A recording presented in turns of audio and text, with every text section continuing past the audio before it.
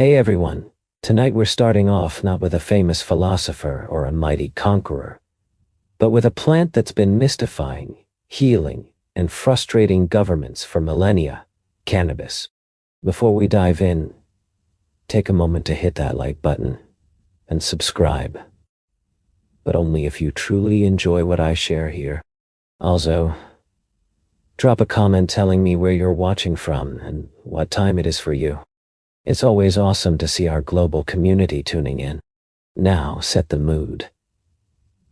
Dim the lights. Maybe turn on a gentle fan to add that soft hum.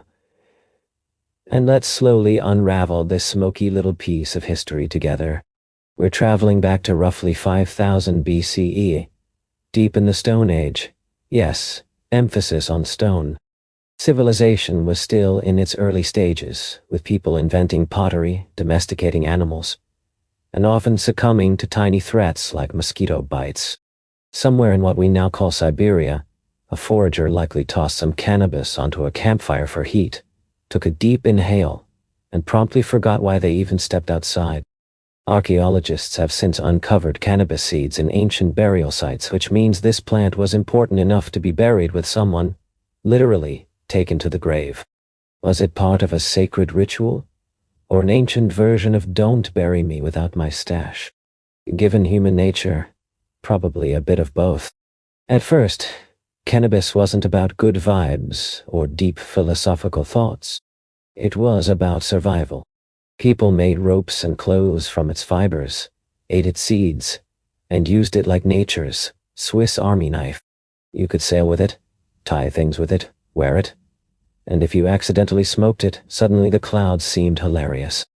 Imagine being one of the very first humans to deliberately inhale it. No guidebook, no snacks, no Bob Marley tunes. Just bewilderment, and maybe a silent chat with a tree that wasn't responding. Early humans probably didn't think of it as getting high. They might have believed the gods had enhanced their vision. And from that accidental puff, a legend was born, a plant that would eventually travel the world, inspire poetry, spark paranoia, and bankroll entire reggae albums. It all started with a bored Neolithic farmer curious about what would happen if he set fire to his crops. So long before the words weed or pot existed, cannabis had already outsmarted humanity. It found the one species foolish enough to cultivate it, worship it, outlaw it, and smoke it, sometimes all within the same century.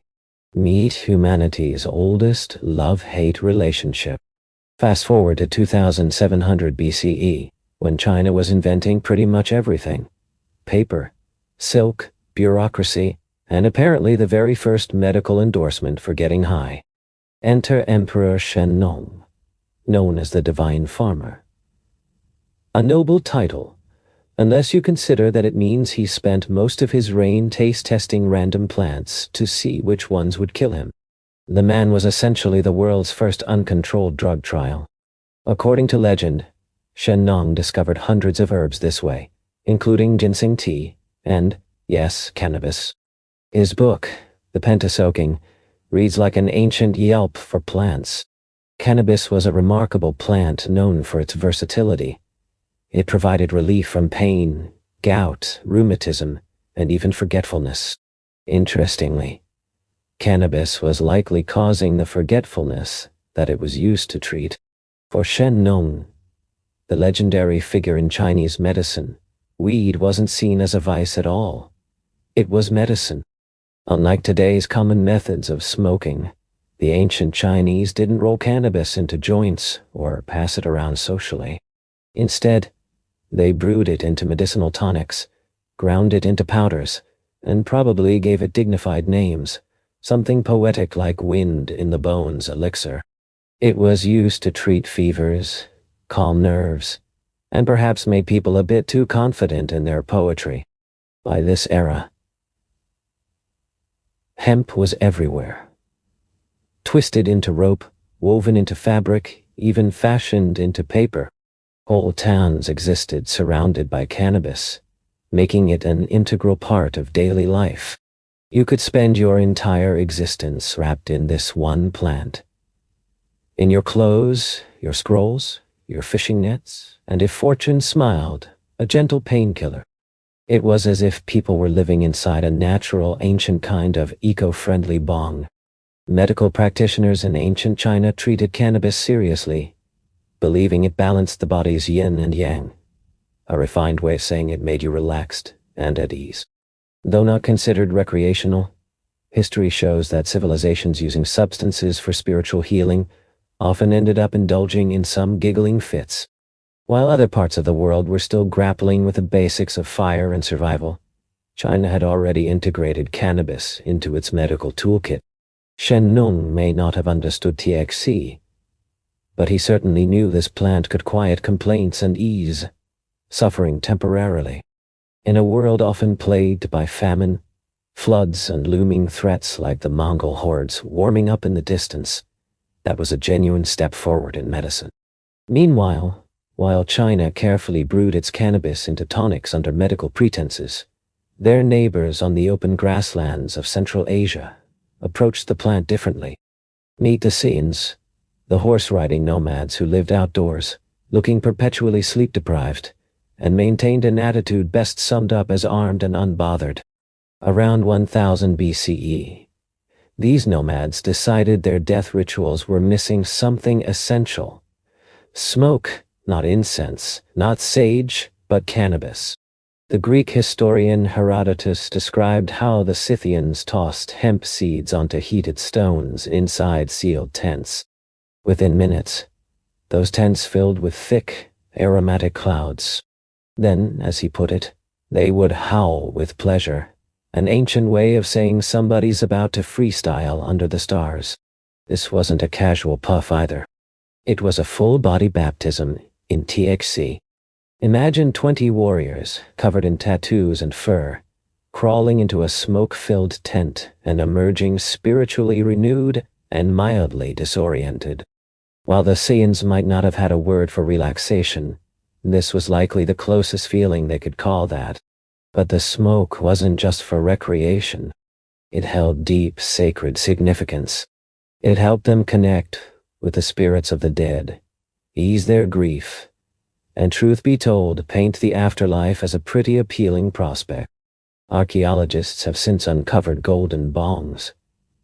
Yes, literal gold pipes, buried in Scythian tombs, still coated with traces of cannabis residue. Their warriors truly went out in style, embracing cannabis both in life and in death. Back in the day, certain cultures lived a lifestyle that was stylish, mysterious, and, let's be honest, a little bit high. That kind of deep-rooted historical dedication, you just can't buy that. This unique relationship with cannabis didn't stay local either. It spread far and wide.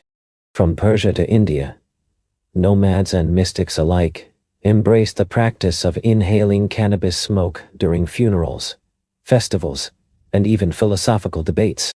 After all, if you're going to ponder the meaning of life, it doesn't hurt if the very air around you sparks inspiration. While the Chinese were busy boiling their medicine and writing profound texts about balance, the Scythians perfected the ancient art of the hotbox. No need for elaborate rituals or fragrant incense, just pure fire, smoke, and an unspoken agreement. No one would open the tent flap until somebody had a vision of gods. Picture that. The Scythians huddled, enveloped in smoke, eyes wide with awe, embracing the moment. Meanwhile, in India, cannabis wasn't just part of fun or philosophy. It became holy. Why just inhale smoke and see visions if you can't elevate it to something respectable? By around 1500 BCE, cannabis made a grand appearance in the Aurava Veda, one of the 4 sacred Hindu texts.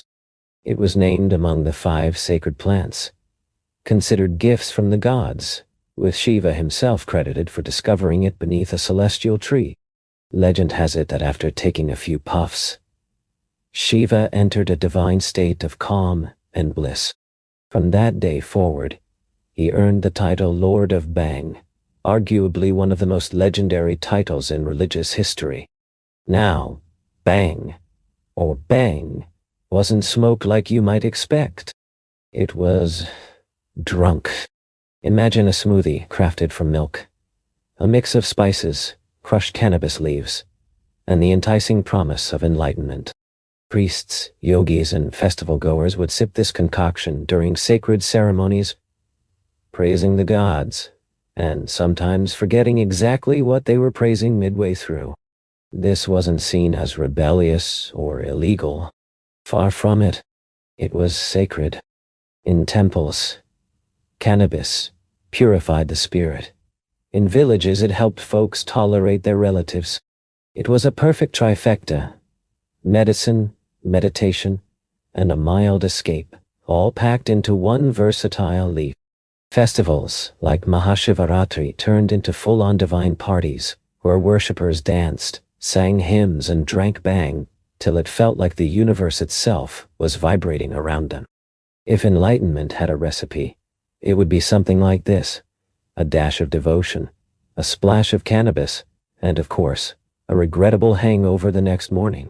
Unlike other civilizations that viewed cannabis as either a ritual tool or a trade good, India gave it something far more personal and rich. Cannabis wasn't just a plant, it was a playful, spiritual, and stubbornly human companion on the journey to understanding the universe, or at least pretending to. People didn't pretend it was only about health. It was openly about joy, transcendence, and sometimes a temporary relief from the harsh realities like enduring a decade-long drought. So, while many parts of the world saw cannabis as merely a tool for rituals or commerce, India went all in. They toasted to Shiva with bang milkshakes, celebrated with heartfelt reverence, and turned cannabis into a divine experience. Here, getting high wasn't mere escapism. It was enlightenment served with better snacks. All while India celebrated Shiva with bang, China was taking a more serious, methodical approach.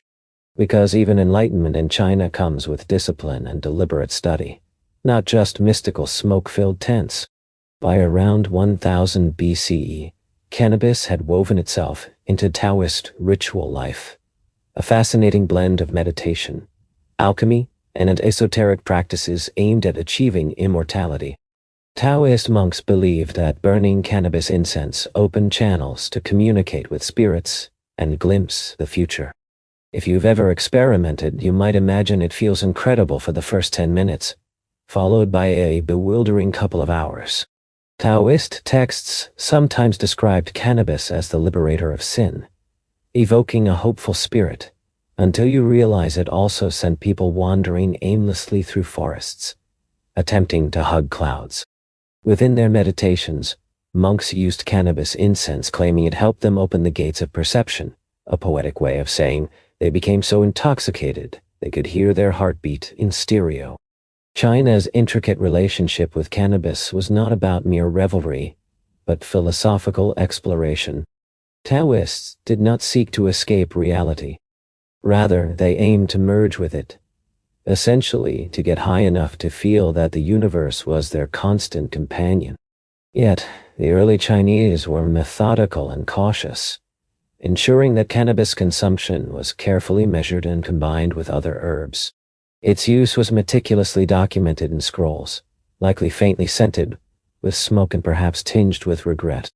This was not casual indulgence.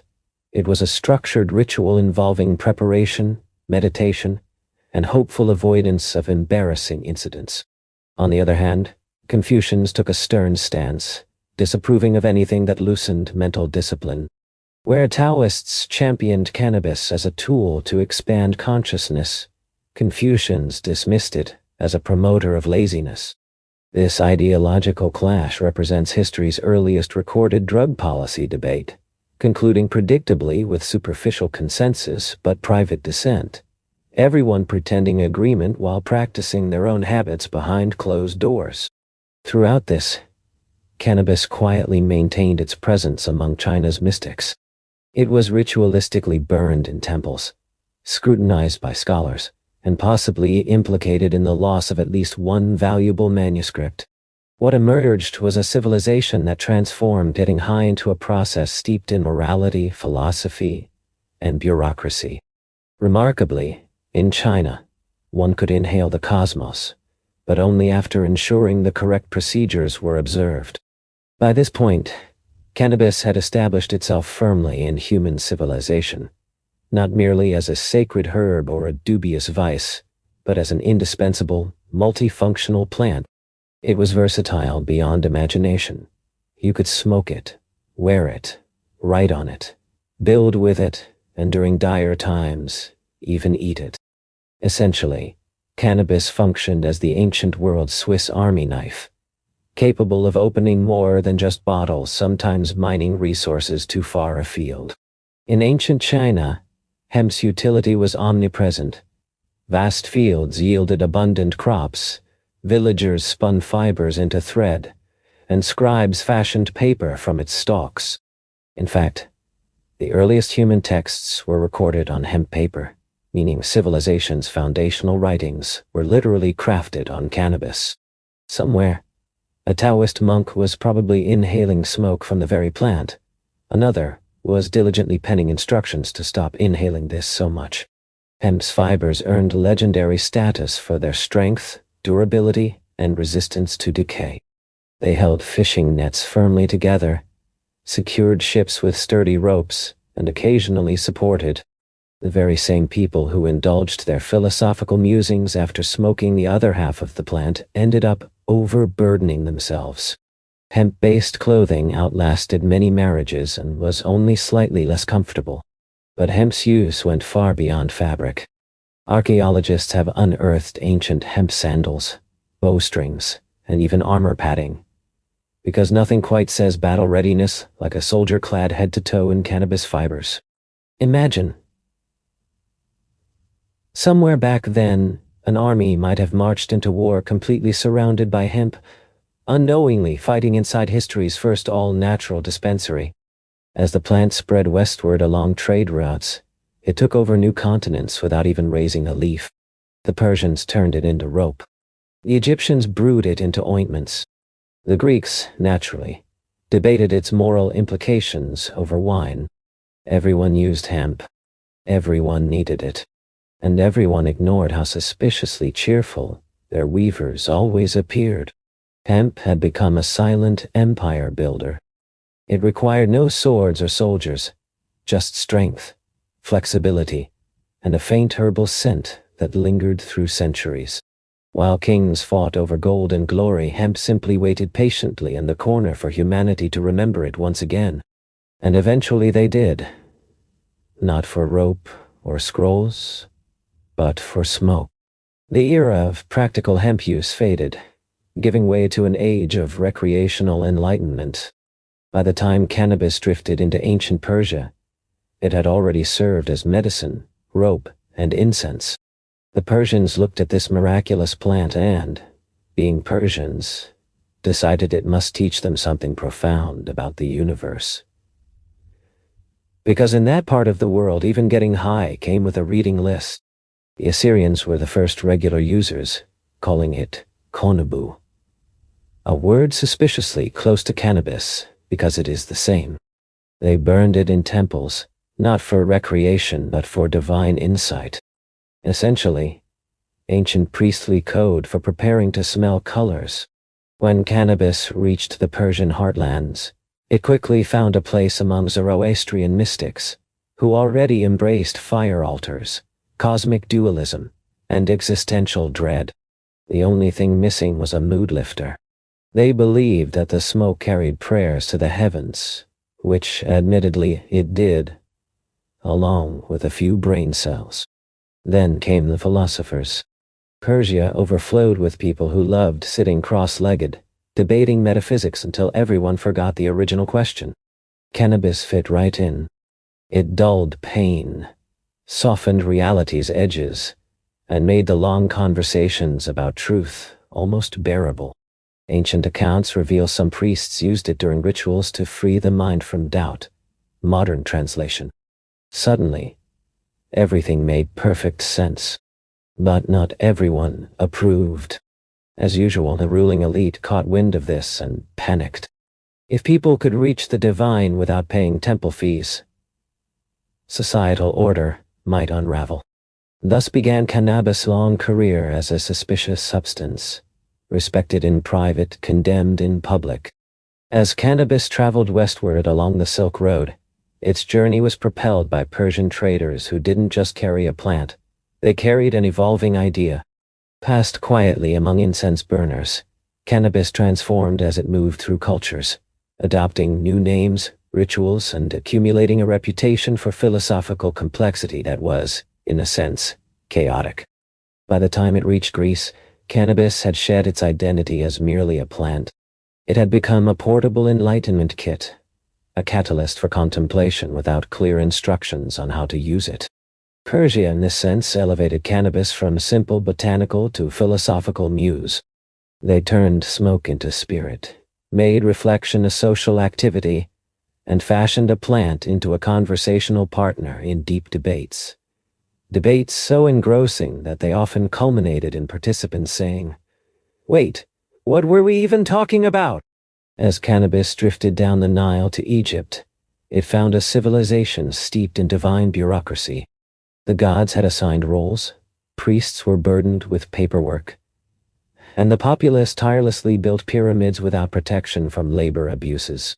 Into this frenetic world, cannabis arrived as a small act of mercy for a people overburdened for nearly 3 millennia. The Egyptians, ever practical, refrained from vast smoke-filled gatherings like the Syrians or drinking rituals like the Indians.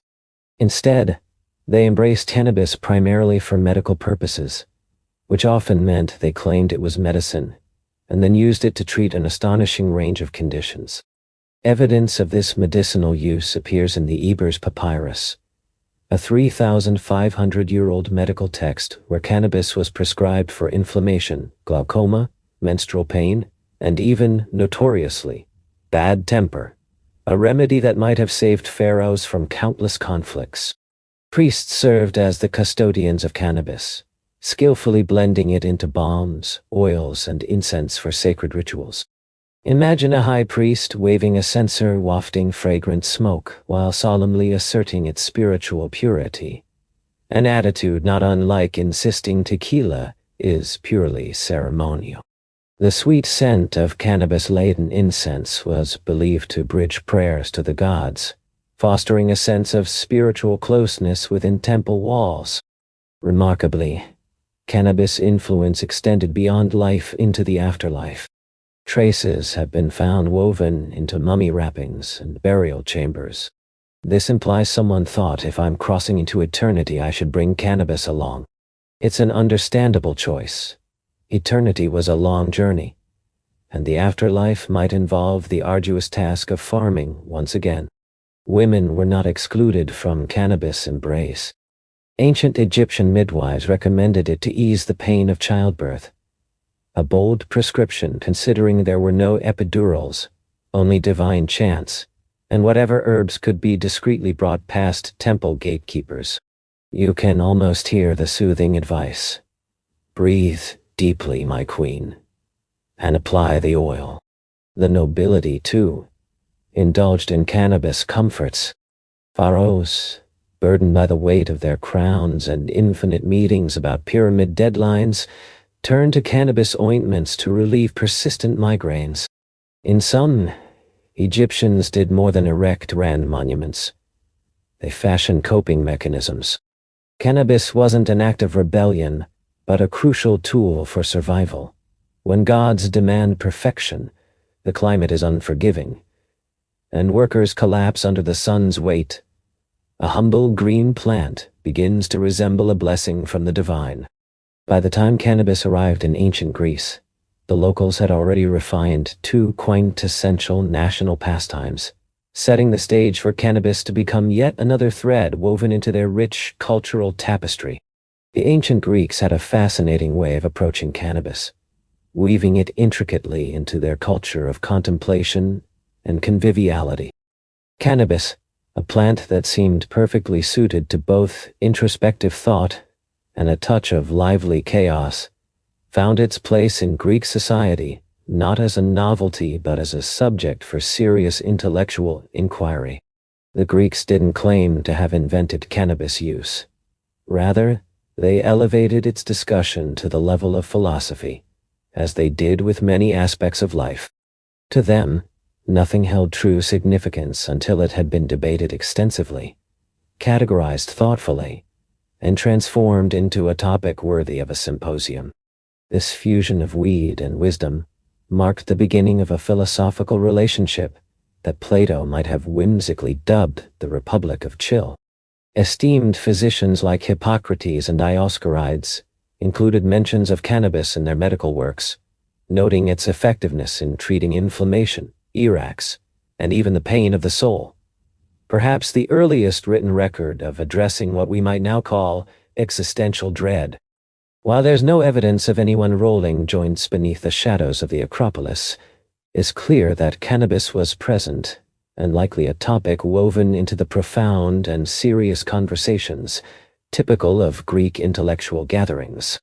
Picture a vibrant symposium, a hall filled with the gentle haze of smoke, cups of wine circulating among reclining philosophers, and the air thick with debate.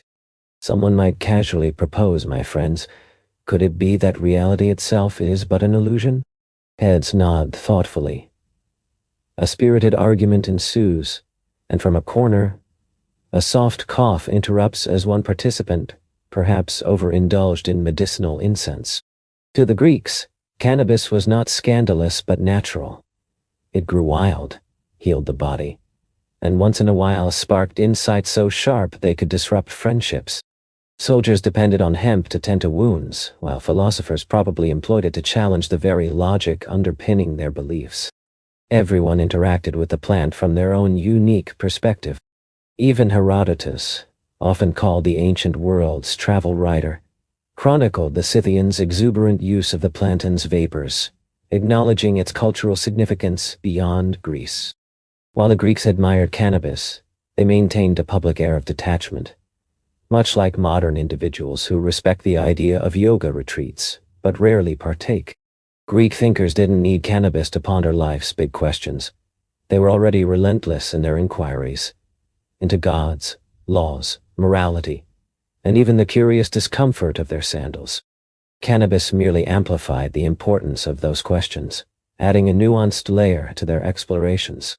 Imagine Athens, a quiet garden where leading minds debated virtue, while an obscure philosopher sat nearby, transfixed by an olive tree, whispering, "I believe it understands me." In its blend of reverence and whimsy, this moment perfectly captures the Greek spirit. As the Roman Empire expanded, subduing people, customs, and philosophies, it also absorbed cannabis, allowing the plant to infiltrate their everyday lives through trade. Unlike the Greeks, Romans did not venerate cannabis nor philosophize about it extensively. Instead, they approached it pragmatically, often complaining about it while meticulously documenting its uses. To Rome, cannabis was an indispensable resource. Its fibers became ropes, sails, and tents, fundamental to the military campaigns and sprawling conquests of the empire. Hemp ropes hauled ships across the Mediterranean, bound prisoners, and occasionally served as clotheslines for soldiers, damp with fatigue and regret. If the Romans had a motto about cannabis, it might have been something like "Veni Vidi, vaped," acknowledging the plantain's practical and medicinal presence.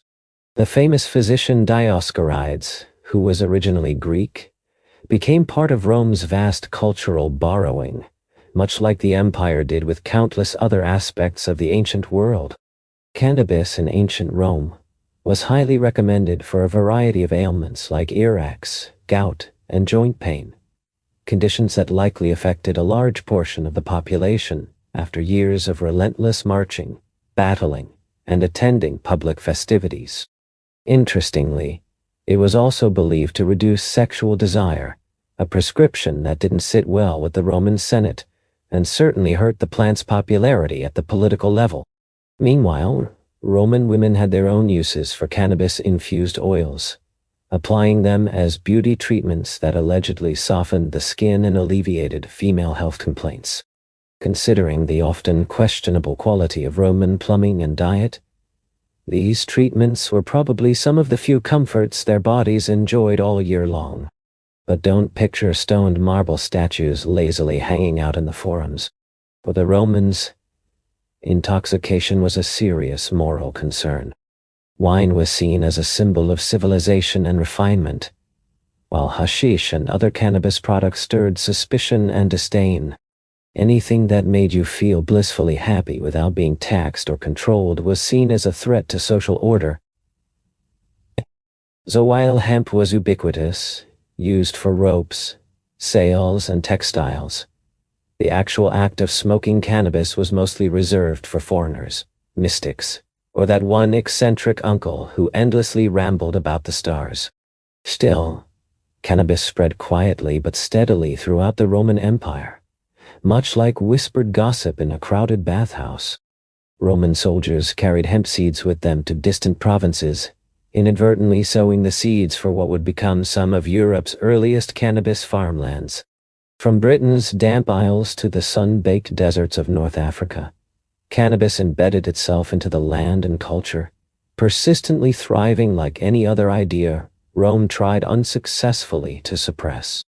While emperors raised their wine glasses and philosophers debated the nature of virtue, hemp was quietly holding the vast empire together, literally. From sails powering ships to scrolls preserving knowledge, from sturdy ropes to soothing remedies, this humble plant was the silent backbone of Rome's might.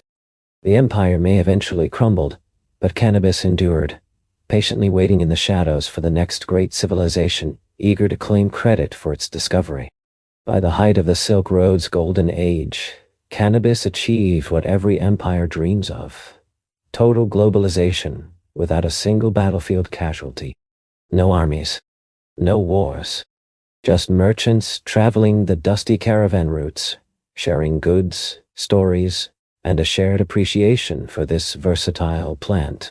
Imagine a caravan threading its way through the deserts of Central Asia, camels groaning under heavy loads, traders perspiring beneath the blazing sun, the scent of exotic spices thick in the air, and tucked away in the back, a sack of cannabis seeds discreetly labeled for medicinal use. It was the ancient equivalent of a clever carry-on excuse. Along these trade routes, cannabis became a true cultural chameleon.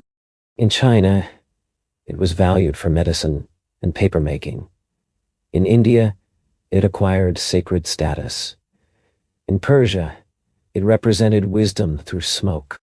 By the time it reached the Middle East and Africa, cannabis had evolved into potent, portable hashish, far more recreationally enjoyable than rigid religious doctrines typically allowed.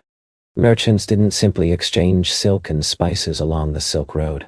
They swapped ideas, customs, stories, and even clouds of fragrant smoke. At bustling trade stops, you could hear Sanskrit hymns mingling with Persian poetry, while locals accidentally reinvented the art of hotboxing centuries before it became known. Then there were the infamous assassins of Alamut, a secretive sect in Persia famously linked to hashish use. Medieval European chroniclers, often alarmed and biased, claimed these covert operatives smoked hashish before executing their political assassinations. The truth is more ambiguous. They probably just enjoyed cannabis and happened to be remarkably skilled assassins. Nevertheless, the legend of these hashish-fueled killers lived on, coloring the perceptions of cannabis users for generations to come. The word assassin we use today actually evolved from a historical term connected to paranoia, a negative reputation, a linguistic twist of fate. Moving westward from Asia, Arab physicians were among the first to document cannabis in medical texts, praising it as a remedy for melancholy while warning it could disrupt discipline. A duality that still rings true today. Traders soon realized a fundamental business truth. Customers would gladly pay extra for anything that helped them forget being cramped on a camel for months on end. This recognition helped transform cannabis into the Silk Road's first truly multicultural plant, traversing languages, religions, and ethical boundaries. Everyone insisted their use was purely medicinal. Whether you were a Chinese monk, a merchant in Samarkand, or a mystic in Cairo, the experience was familiar.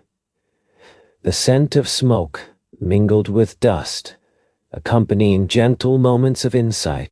Cannabis had effectively gone viral, and there was no turning back. By the time the Islamic Golden Age dawned, cannabis had become a discreet guest, nobody openly invited but everyone silently accepted. From Baghdad to Cairo, its presence lingered quietly amid mosques, royal courts, and literary salons, never loudly acknowledged but always near. The Islamic world then was a thriving hub of innovation, excelling in algebra, astronomy, medicine, and philosophy. Cannabis added a subtle, stimulating flavor to all those advancements. Renowned scholars like Avicenna and Al-Razi mentioned cannabis in their medical treatises, noting its usefulness for alleviating pain, aiding digestion, and settling the spirit, essentially medieval advice to calm down and pause theological disputes for a while. Islam's stance on intoxicants was complex. While the Quran forbade alcohol, it was notably silent on cannabis, leaving room for varying interpretations. Where an interpretation exists, loopholes inevitably follow. This ambiguity gave rise to hashish use, which blossomed as the original gray zone of divine law. Sufi mystics embraced hashish wholeheartedly. The spiritual poets and dancers who sought union with God through music, prayer, and sometimes substances that seemingly made the divine more conversational. For Sufis, cannabis was not a mere indulgence. It was a fragrant, joyous bridge, connecting them to God. In contrast, Orthodox religious authorities disapproved. Hashish dens appeared across Egypt and Persia, filled with scholars, merchants, and others who probably should have been elsewhere. Officials condemned hashish as a moral curse, while preachers dubbed it the herb of idleness. Yet every crackdown flopped. Perhaps because enforcers secretly confiscated enough cannabis to test themselves. By the 13th century, hashish had become the era's unspoken secret. Poets exalted it, rulers outlawed it, doctors recommended it, and beggars smoked it indiscriminately. Everyone had an opinion. Half the time, they forgot it mid-conversation. Meanwhile, as Europe busied itself with witch hunts and questionable hygiene, the Islamic world debated whether cannabis brought spiritual closeness to God, or simply a pleasant nap. Regardless of perspective, the practical outcome remained the same. Picture a civilization at the summit of its creativity, and perhaps a little intoxicated along the way. Nestled within the rugged mountains of 11th century Persia, cannabis faced its very first public relations nightmare. This tale starts with a secretive sect known as the Nizari Ismailis, mysterious mountain dwellers who constructed seemingly impregnable castles, irritated vast empires, and used unorthodox methods to eliminate political opponents. Their enigmatic leader, Hassan Isaba, held court from a fortress perched atop Alamat, a name meaning eagle's nest, chosen carefully since murder headquarters didn't quite charm the locals.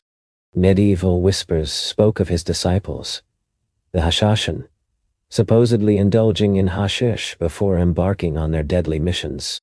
Chroniclers painted a vivid picture. Drug-fueled zealots, engulfed in smoke and divine fervor, turned fearless warriors wielding blades with lethal precision. It's a captivating narrative, surely dramatic and chilling, but almost certainly legend. Historical records provide no proof that these assassins actually consumed hashish before striking. The myth likely originated from their adversaries, desperate for a scapegoat to explain how a small band of fiercely dedicated mountain fighters consistently outwitted massive empires. Claiming they were drugged offered a reassuring explanation. They're not smarter, just high. This medieval tale of damage control spread rapidly, much like gossip in a crusader camp. Returning European knights whispered wild stories of Eastern hush-hush killers intoxicated by exotic herbs. Over time, the term hashashin evolved linguistically, eventually becoming assassin. Thus, religion, assassination tactics, and a drug merged into a sensational headline that would echo for nearly a millennium. The irony: the Nizari Ismailis were scholars, engineers, and diplomats first and foremost.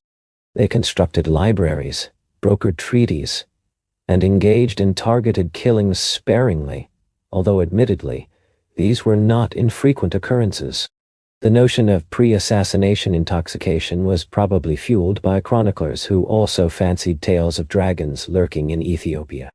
Nonetheless, the damage was irreversible.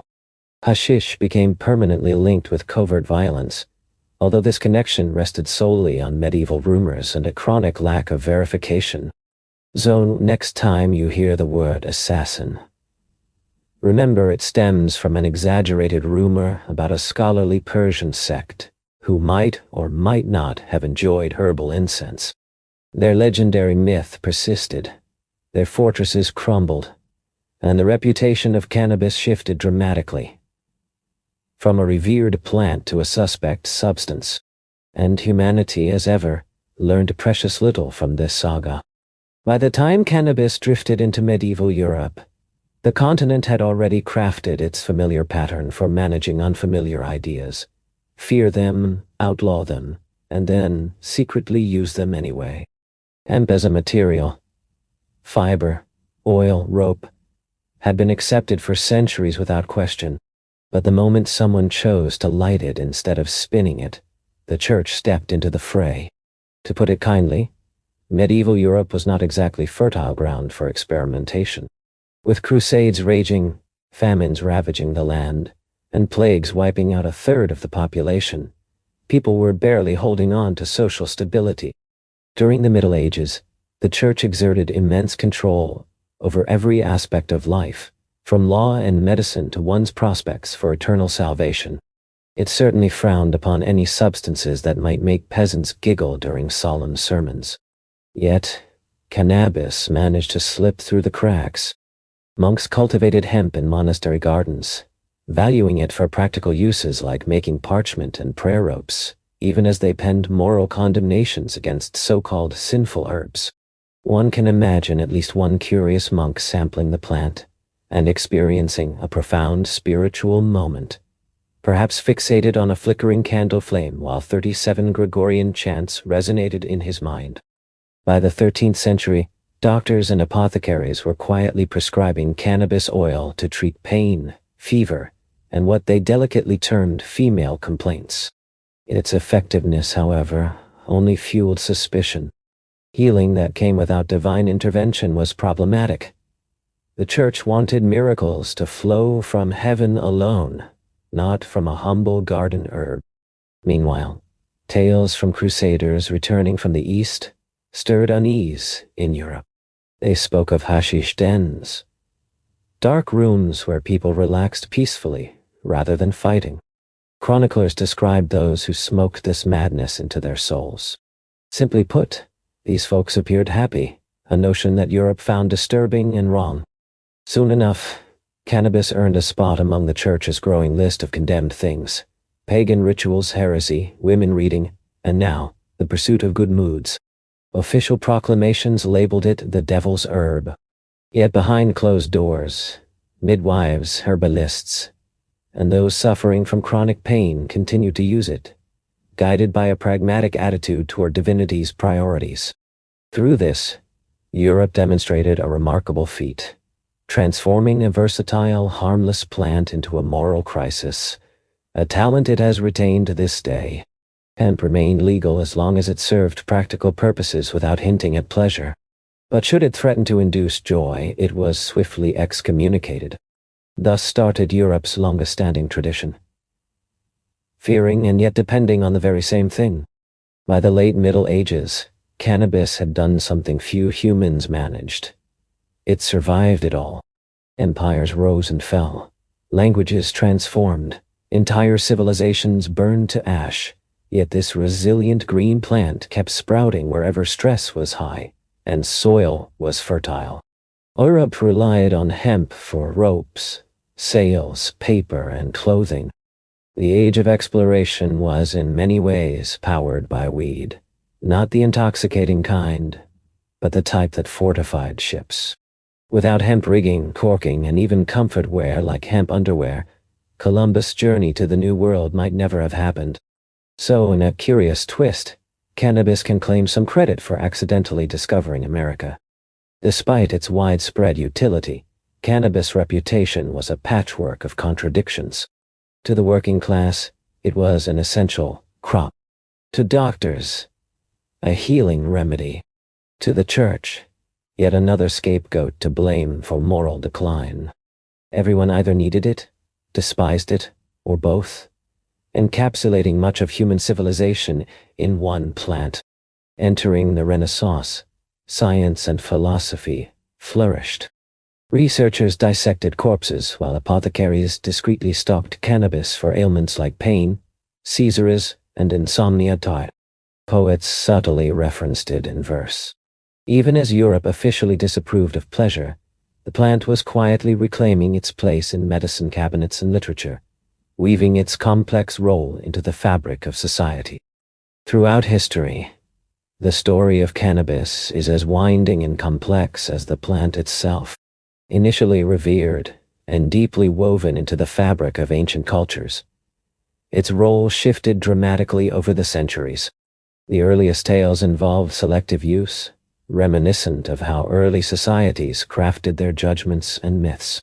Then came the colonial era, a time when cannabis was carried across vast oceans, spreading far and wide in every direction. The Spanish introduced it to the Americas, while the Portuguese brought it to Africa. Meanwhile, the British harnessed it for industrial purposes. Each empire claimed they were simply offering a valuable agricultural asset, though truth be told, that was history's polite way of admitting they were cashing in on its versatility and potential. By the 19th century, the reputation of cannabis had undergone a remarkable transformation, evolving from something sacred to scandalous, and then to a subject of scientific interest. During the Victorian era, cannabis tinctures were quite popular, prescribed to calm nerves, aid sleep, and treat hysteria. People turned a blind eye to other more pervasive addictions of the time like laudanum, yet embraced cannabis for its medicinal promises. Doctors lauded its benefits, artists drew inspiration from it, capturing its essence on their canvases. But as always, the arrival of governmental scrutiny led to panic and prohibition. Authority figures have historically been unsettled by anything that promotes relaxation and challenges control. And yet, here we are, thousands of years later, still wrestling with the same plant.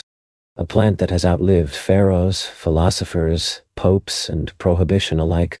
It has been integral to building ships, healing wounds, sparking myths, and yes, even mesmerizing people to gaze at wallpaper for hours on end. Humanity continues to attempt to regulate and suppress cannabis, but it always seems to slip through our grasp. One puff, one poem, one carefully crafted joint at a time. Now, let's transport ourselves to Rome in 1480, a city so steeped in sin and vice that even the angels were rumored to hold handkerchiefs over their noses. Into this fragrant vein of power and corruption was born Lucretia Borgia, daughter of Cardinal Rodrigo Borgia, the man destined to ascend as Pope Alexander VI. From the moment she was born, Lucretia was less a mere child and more a living symbol of political intrigue. Her father, Rodrigo, was far from restrained, juggling mistresses, children, political enemies, and occasionally individuals who were all three. Her mother, Venata de Catan, was a Roman widow with ambition and patience, enough to accept a man whose moral compass pointed exclusively towards self-interest. Together, they had several children, but Lucretia was their brightest jewel. Intelligent, charming, and unusually resourceful. Even before she could properly walk, she became an instrument of alliance with deals brokered in her name. Imagine being just 6 years old and already promised, as a key piece, to unite noble families who had never even met you. Her early education was far from typical childhood fun. It focused on rhetoric, diplomacy, and mastering the delicate art of appearing harmless while quietly orchestrating the downfall of rivals. Yet, despite these machinations, young Lucretia was not a villain. At least, not yet.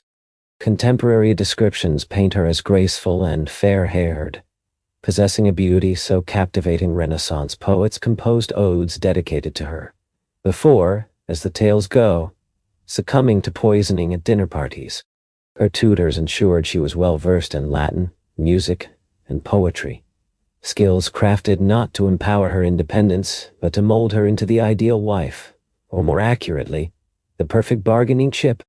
The Borgia name already carried a whiff of scandal, and though Lucretia was innocent at the time, she would inherit that unmistakable scent. As her father maneuvered through the treacherous waters of bribes and secret negotiations to secure the papal throne, young Lucretia watched closely, absorbing every lesson with keen awareness. She saw. In Rome, virtue was more of an ornament than a strict rule, and surviving required a certain adaptability, moral, political, and sometimes physical. By the time Rodrigo Borgia ascended to the papacy, the Vatican had evolved into nothing less than a family-run enterprise. Cardinals whispered in shadowed corridors, rivals plotted in corners, and everyone presumed that the Borgia's blonde daughter was entangled in the web of corruption. The question remained whether she was merely a tempting enchantress draped in silk or an innocent dove, nurtured amidst vipers. One of history's enduring mysteries. When Rodrigo Borgia officially became Pope Alexander VI in 1492, the Vatican didn't just receive a spiritual leader, it became the stage for a sprawling family dynasty. The Holy See, once revered as a bastion of piety, or at the very least, skilled public relations, now operated as an extension of the Borgia household. Like any great Italian dynasty, their business revolved around marriage, money, and manipulation, three arenas where young Lucretia Borgia would soon demonstrate her remarkable prowess, whether she wished to or not. At just 12 years old, Lucretia was already a precious commodity traded among Europe's noble families, a chess piece of unparalleled elegance. Her first engagement was arranged to a Spanish nobleman, Don Cherubino Juancentis, but that alliance dissolved as quickly as a papal promise of reform. Her second fiancé, a noble from Naples, met a similar fate once his usefulness expired. Lucretia's love life, if you could call it that, was less about romance and more about the shifting tides of diplomacy, with jewelry as currency. By the age of 14, her father orchestrated her marriage to Giovanni Sforza, Lord of Pesaro, a man twice her age but lacking in guile.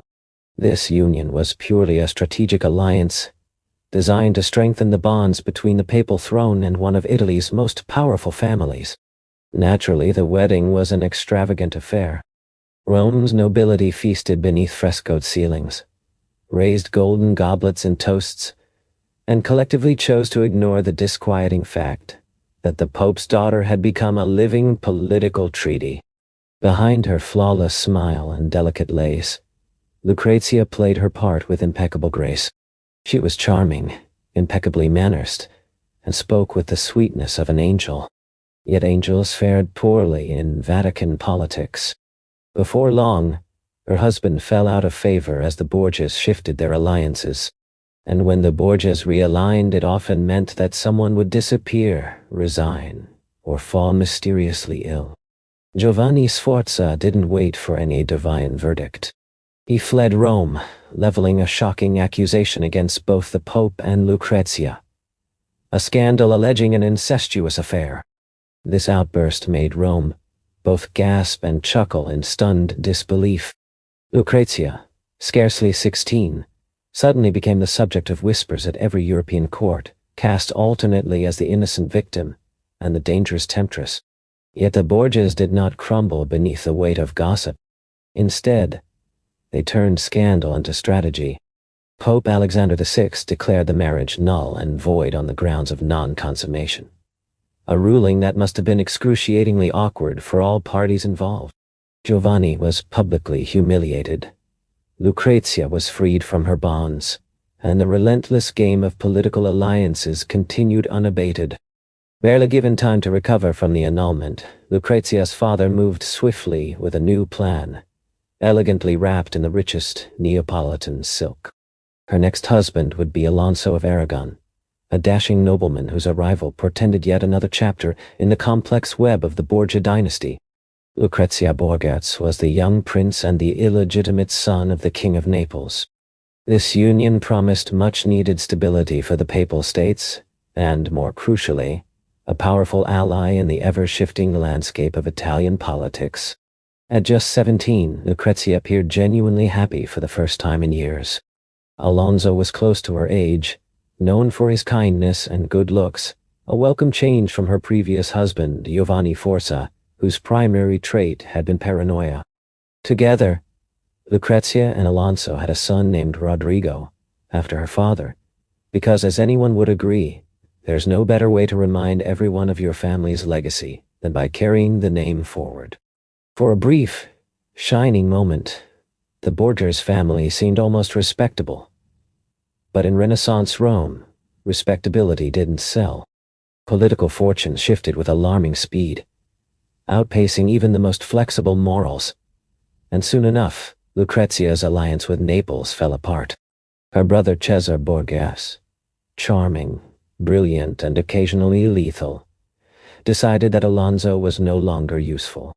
In the local Buia tongue, that meant his days were numbered. One warm summer evening in 1500, assassins ambushed Alfonso on the steps of St. Peter's Basilica.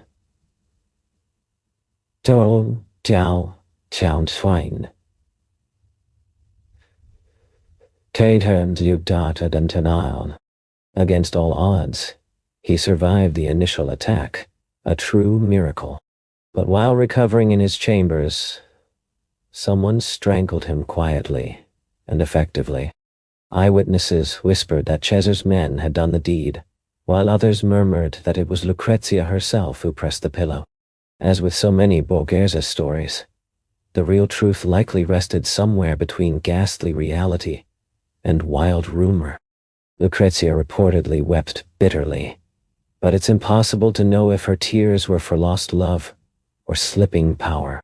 The Vatican spun a tale blaming bandits, but no one believed it.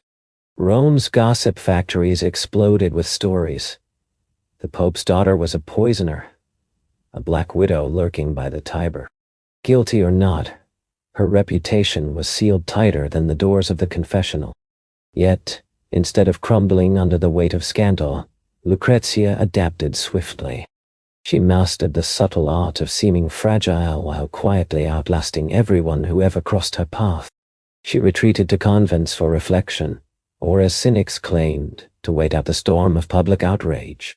By 18, she had been married twice, widowed once, and accused of more crimes than most cardinals. But the game was far from over. Her next marriage wouldn't just preserve her family's influence.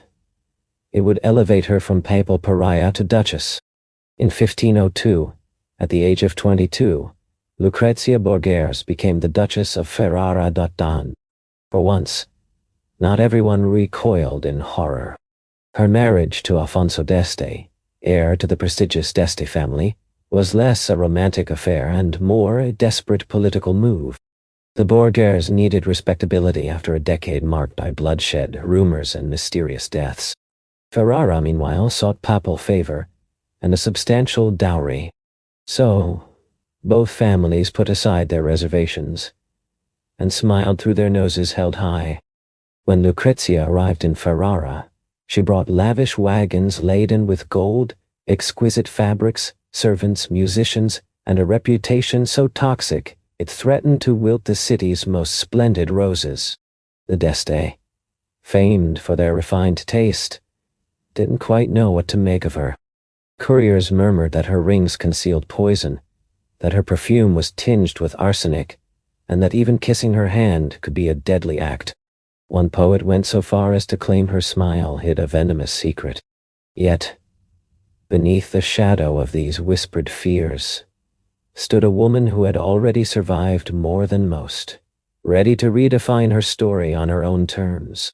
In the complex tapestry of Renaissance Italy, where realms of glory and darkness intertwined, the story of Lucretia unfolds with remarkable transformation. Though many expected her arrival in Ferrara to ignite scandal and ruin, Lucretia defied such expectations.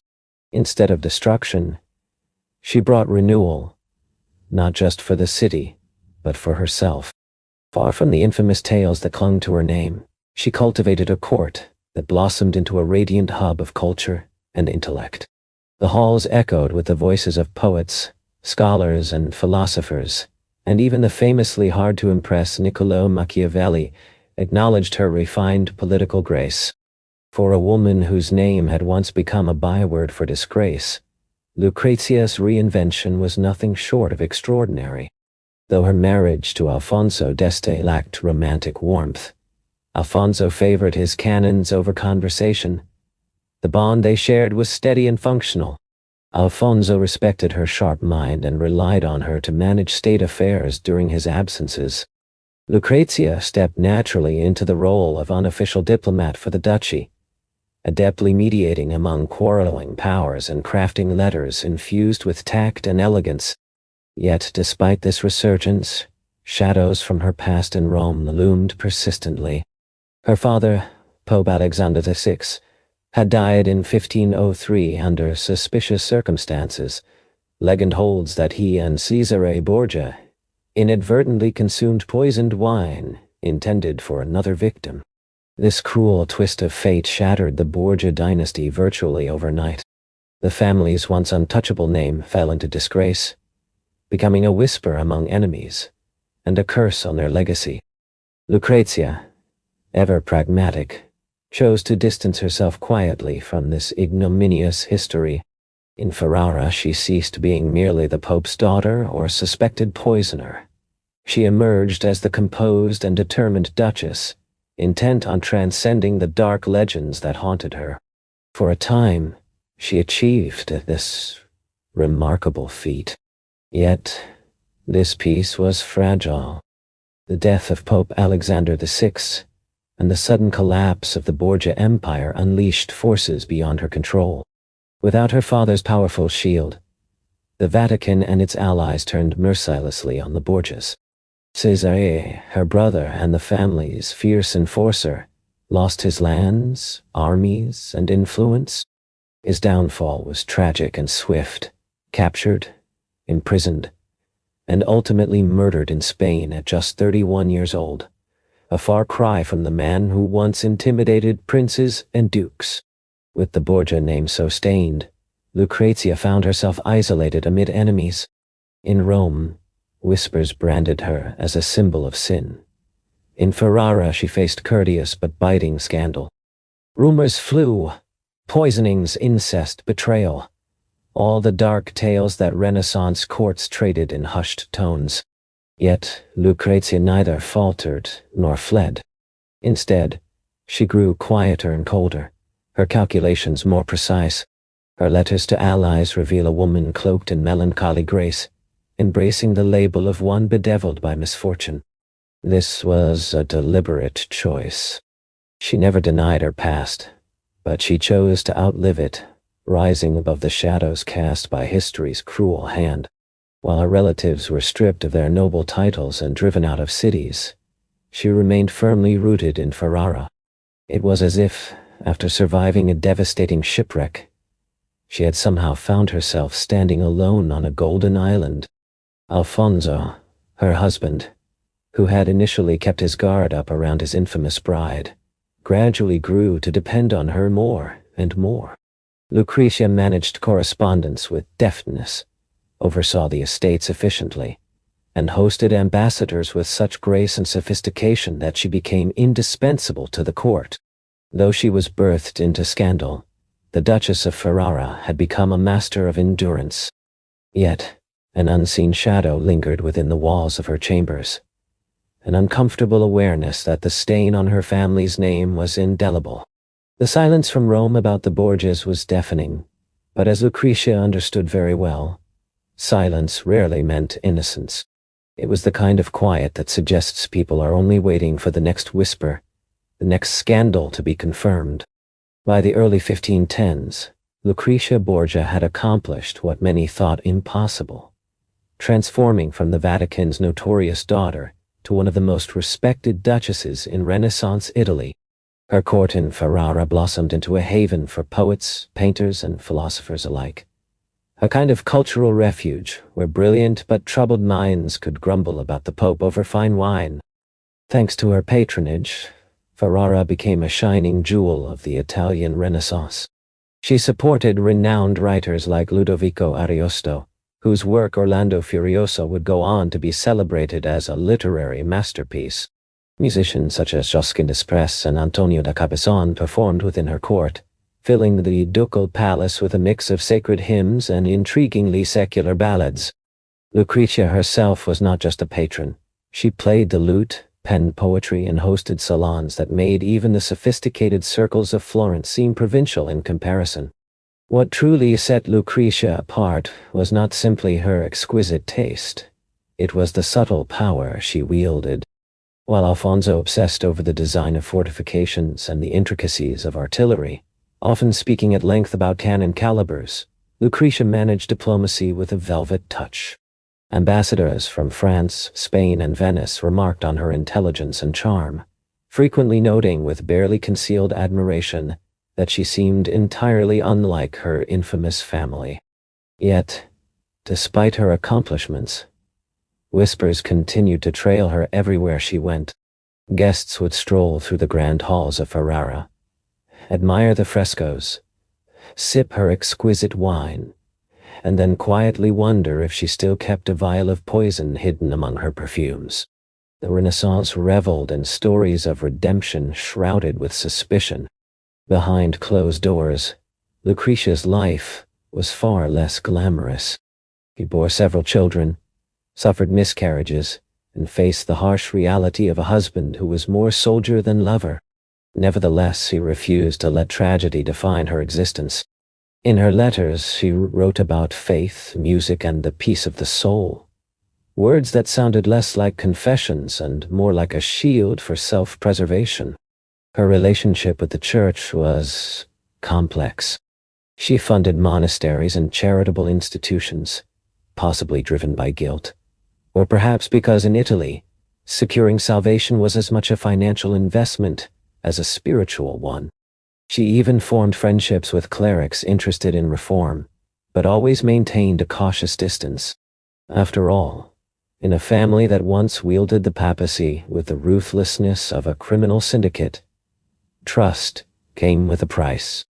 You don't get to preach about holiness when your past is stained the way hers was. In Ferrara, Lucretia had finally built the legitimacy and respect that Rome had stubbornly denied her. Yet the Renaissance, with its cruel sense of timing, ensured that even duchesses who escaped their sordid beginnings could not outrun mortality's shadow. By 1512, Lucretia Borgia's painstakingly reconstructed life was beginning to crumble under the suffocating weight of grief. Her once vibrant Ferrara court, a place alive with laughter, poetry, and spirited debate, turned somber and subdued. The woman Europe had once branded a temptress was now defined by a profound loss. Her young son Rodrigo, the boy she had borne with Alfonso of Aragon years earlier, had died suddenly at just 12 years old. Living far away in Naples, beyond her reach, the news struck her like a cruel dagger steeped in painful memories. Letters from that time reveal her anguish in chilling detail. "I am left with no comfort," she confided in a trusted friend, "except the prayers I whisper at dawn." This tone wasn't political posturing. It was raw humanity. A woman who had been accused of every imaginable sin now appeared almost saintly in her sorrow. But fate was not done twisting the knife. 2 more children died in infancy, and Lucretia's health began to fail. Some whispered of heartbreak, others muttered about poison. The old rumors never quite died. Yet, the truth proved far simpler. Years of childbirth, relentless stress, and the Renaissance's woefully inadequate medical care had drained her body. Still, in the face of crushing tragedy, Lucretia's dignity only grew deeper. She turned more fervently toward religion, not with the fire and brimstone zeal of her papal father, but with a quiet, personal devotion. She corresponded regularly with monks, gifted generously to convents, and spent many long hours immersed in prayer. Ironically, the court chroniclers who once sneered and dubbed her the Viper of Rome began to call her the Christian Duchess instead.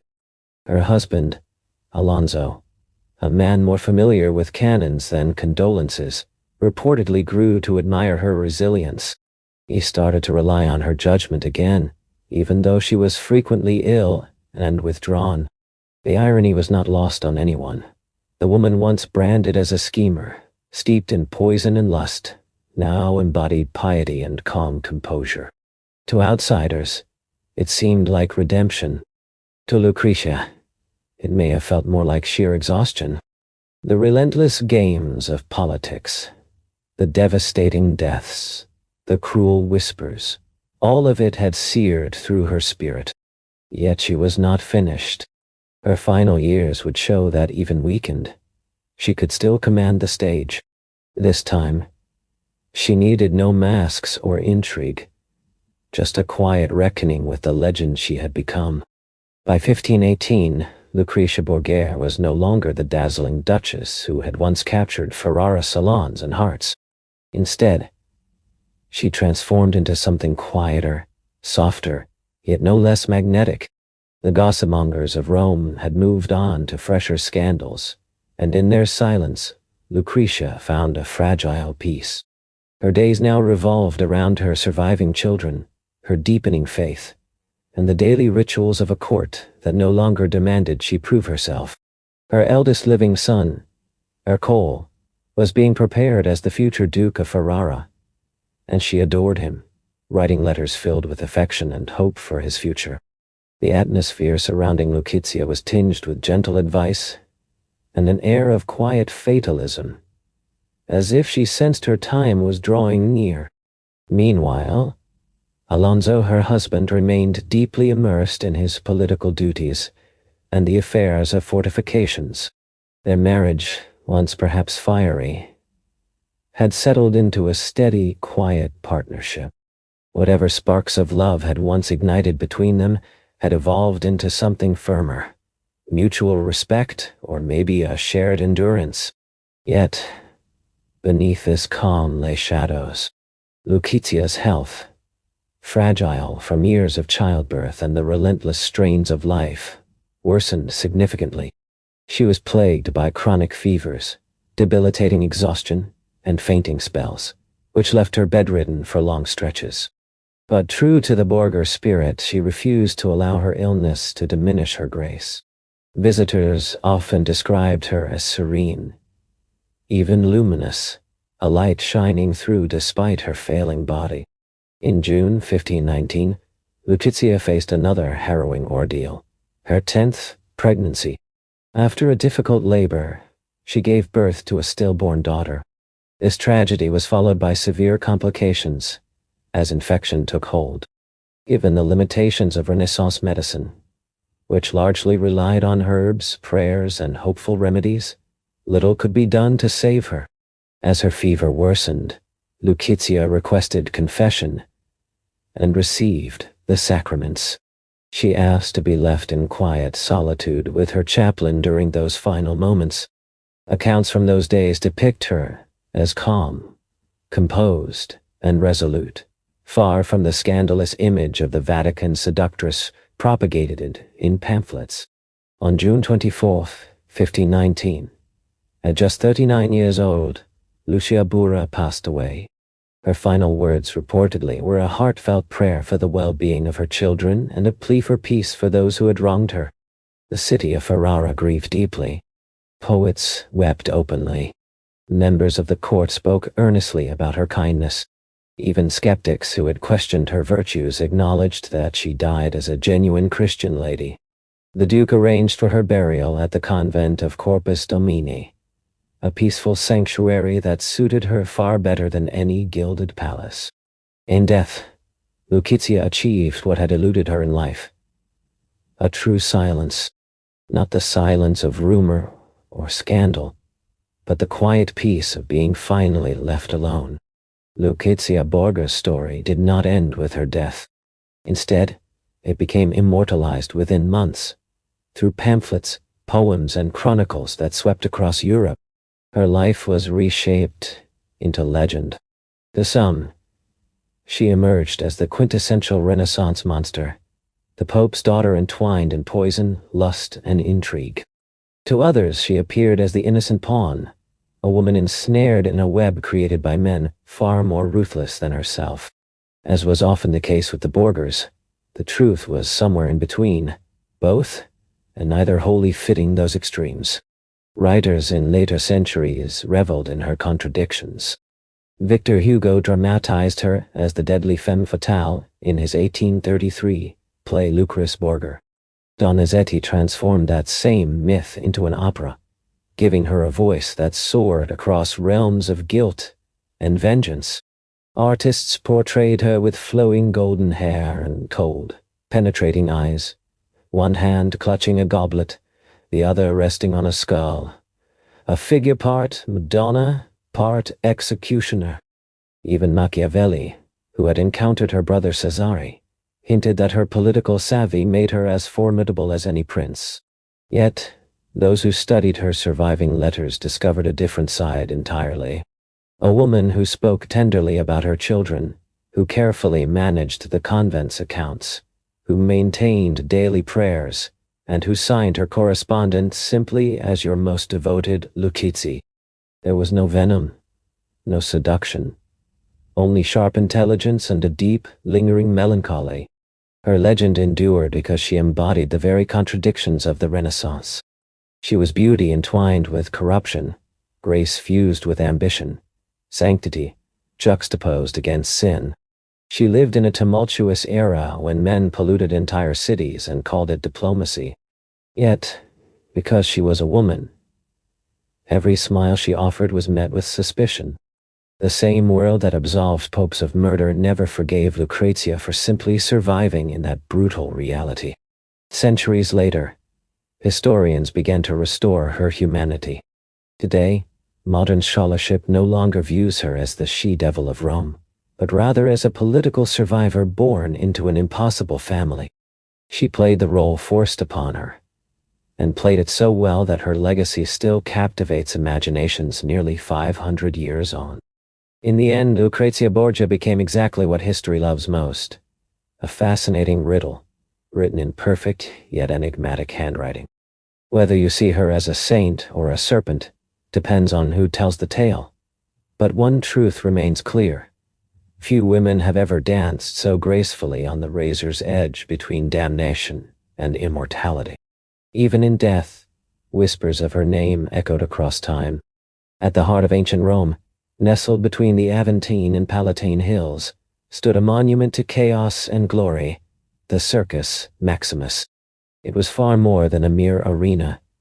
It was Rome's very beating heart, alive with dust, danger, and unrestrained divine madness. On race days, half the city would flood inside. Over 200,000 spectators packed the stands shoulder to shoulder, shouting, sweating, and fervently praying that their favorite chariot team wouldn't crash before the first turn. From afar, the circus appeared like a colossal, sun-bleached giant, stretching nearly 600 meters in length. Inside, however, it was sheer frenzy. Senators reclined beneath silk awnings, their rings sparkling in the sunlight, while commoners cheered frenetically from stone terraces, waving scraps of colored cloth, red, blue, green, or white, the proud banners of their beloved racing factions.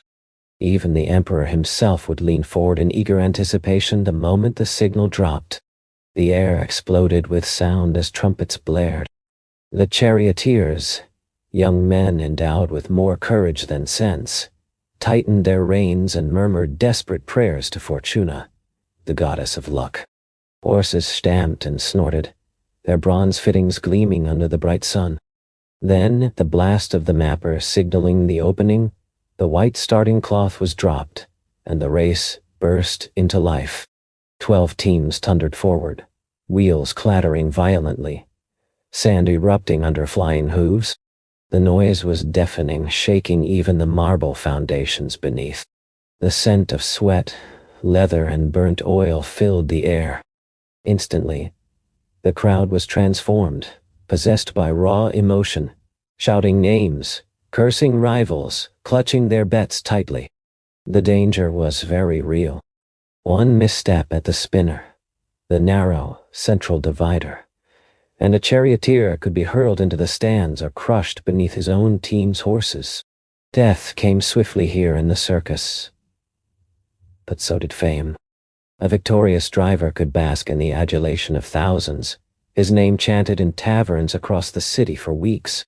To the Romans, the circus was far more than entertainment. It was religion in motion.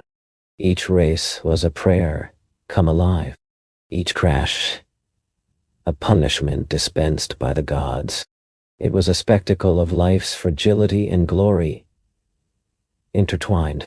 Picture the Circus, Maximus, a place where gods and gamblers intersected, where even emperors sought to charm the masses, and where the humblest slave could experience, if only fleetingly, the intoxicating rush of power.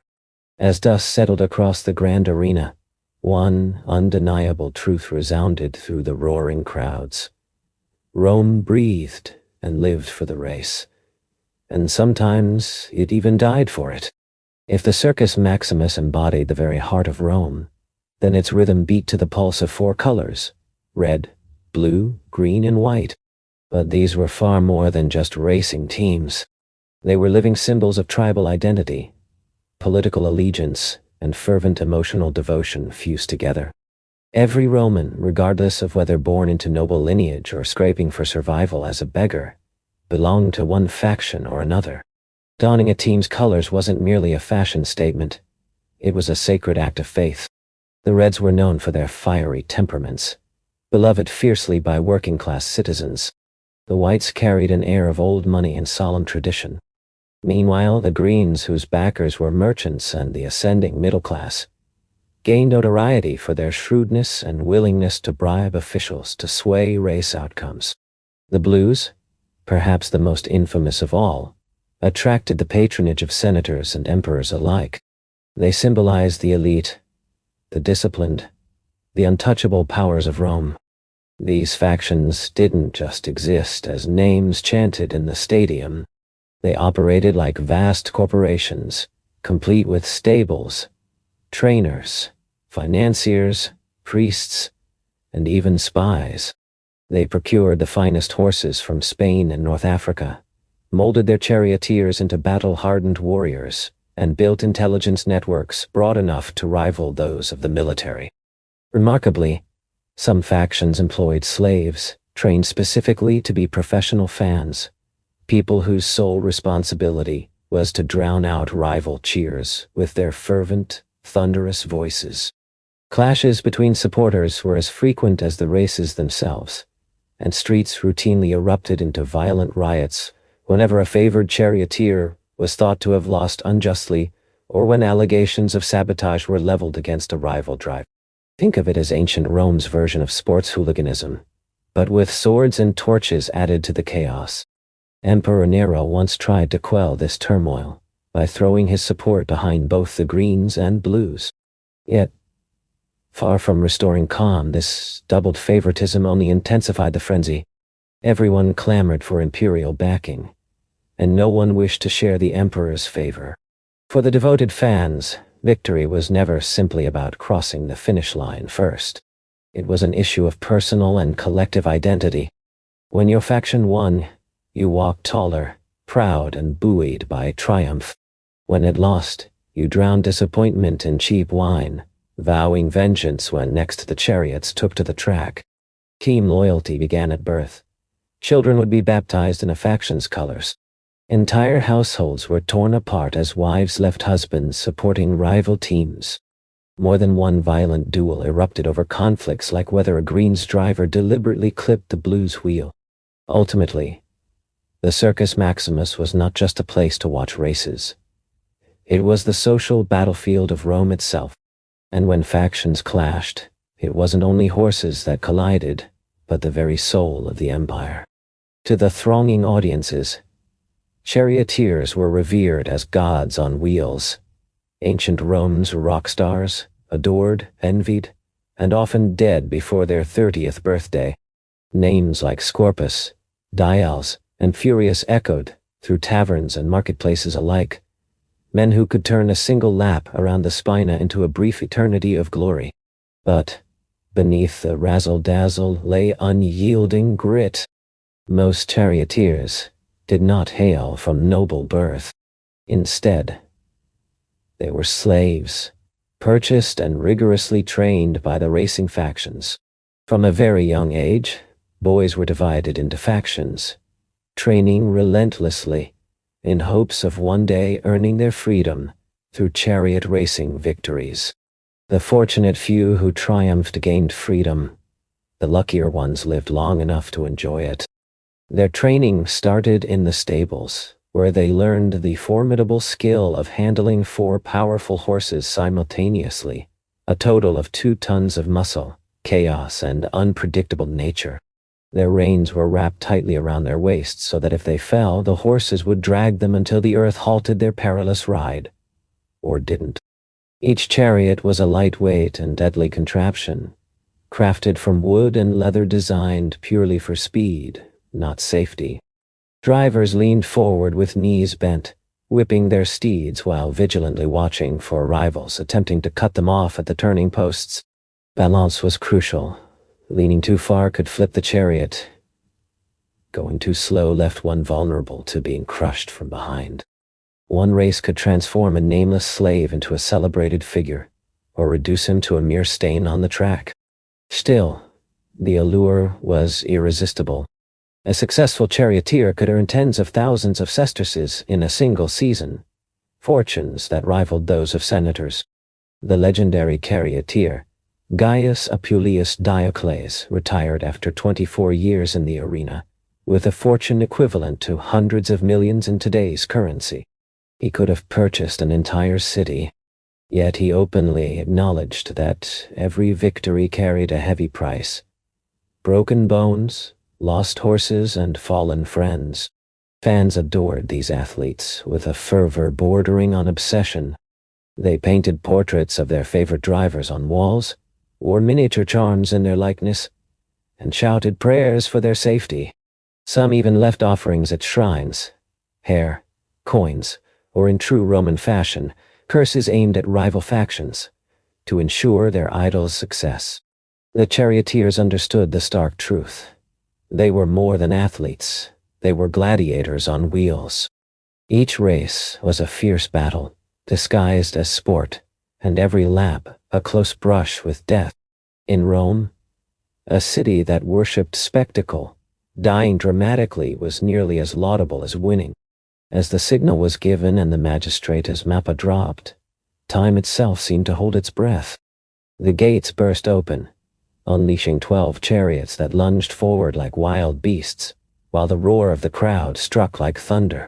For the next 7 laps, roughly 5 miles, the Circus Maximus was transformed into a maelstrom of speed, dust, and danger. The track was lined with gleaming white sand and circled around the spina, a central divider adorned with statues, shrines, and the famous obelisks stolen from Egypt. These sacred markers lent a sense of divine theater to the event, men fighting for glory under the watchful eyes of the gods. Yet few were thinking about Apollo or Neptune when the wheels began to rattle. Their minds focused solely on survival. Charioteers leaned low, reins wrapped tightly around their bodies to maintain control, whipping the horses with deadly precision. The team of 4 horses, called a quadriga, had to function as a single organism, each horse responding instantly to the slightest twitch from the driver. The outer horse set the speed, while the inner horse dictated the angle of the turn. A single misstep could cause the entire chariot to shatter like fragile pottery. The most perilous moments of the race were the metae, the sharp turning posts at each end of the spina. Here, men risked their lives for mere inches. A skilled driver hugged the post tightly, navigating the razor-thin margin between victory and catastrophic crash. The charioteers raced with such fierce proximity that their wheels sometimes scraped the stone track, a risky dance of speed and survival. A single careless misstep could send a chariot careening into disaster. These crashes, known as nephria, were the crowd's most eagerly anticipated moments. The shrieks of terrified horses, the splintering of wooden wheels, and the chaos of bodies tumbling through the dust created a spectacle unlike any other. The audience roared with a savage delight. Women would swoon from the intensity. Gamblers tore their tunics in frustration or exhilaration, and even the emperors leaned forward, captivated by the drama unfolding before them. But the race never halted for a fallen driver. Swiftly, the next charioteer navigated the debris, often turning their incapacitated rivals into strategic barriers to block others from advancing. Each lap was marked by the shift of bronze dolphins or eggs mounted along the spina. Simple counters that only heightened the mounting suspense. As the race progressed, the tension reached a fever pitch.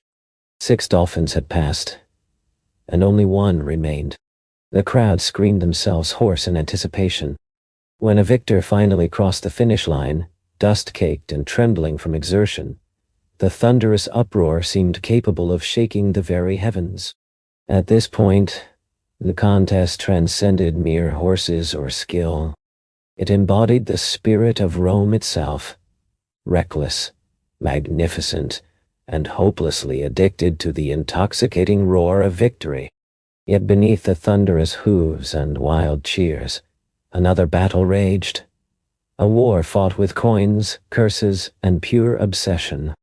Betting at the Circus Maximus was far from a mere pastime. It was Rome's unofficial religion.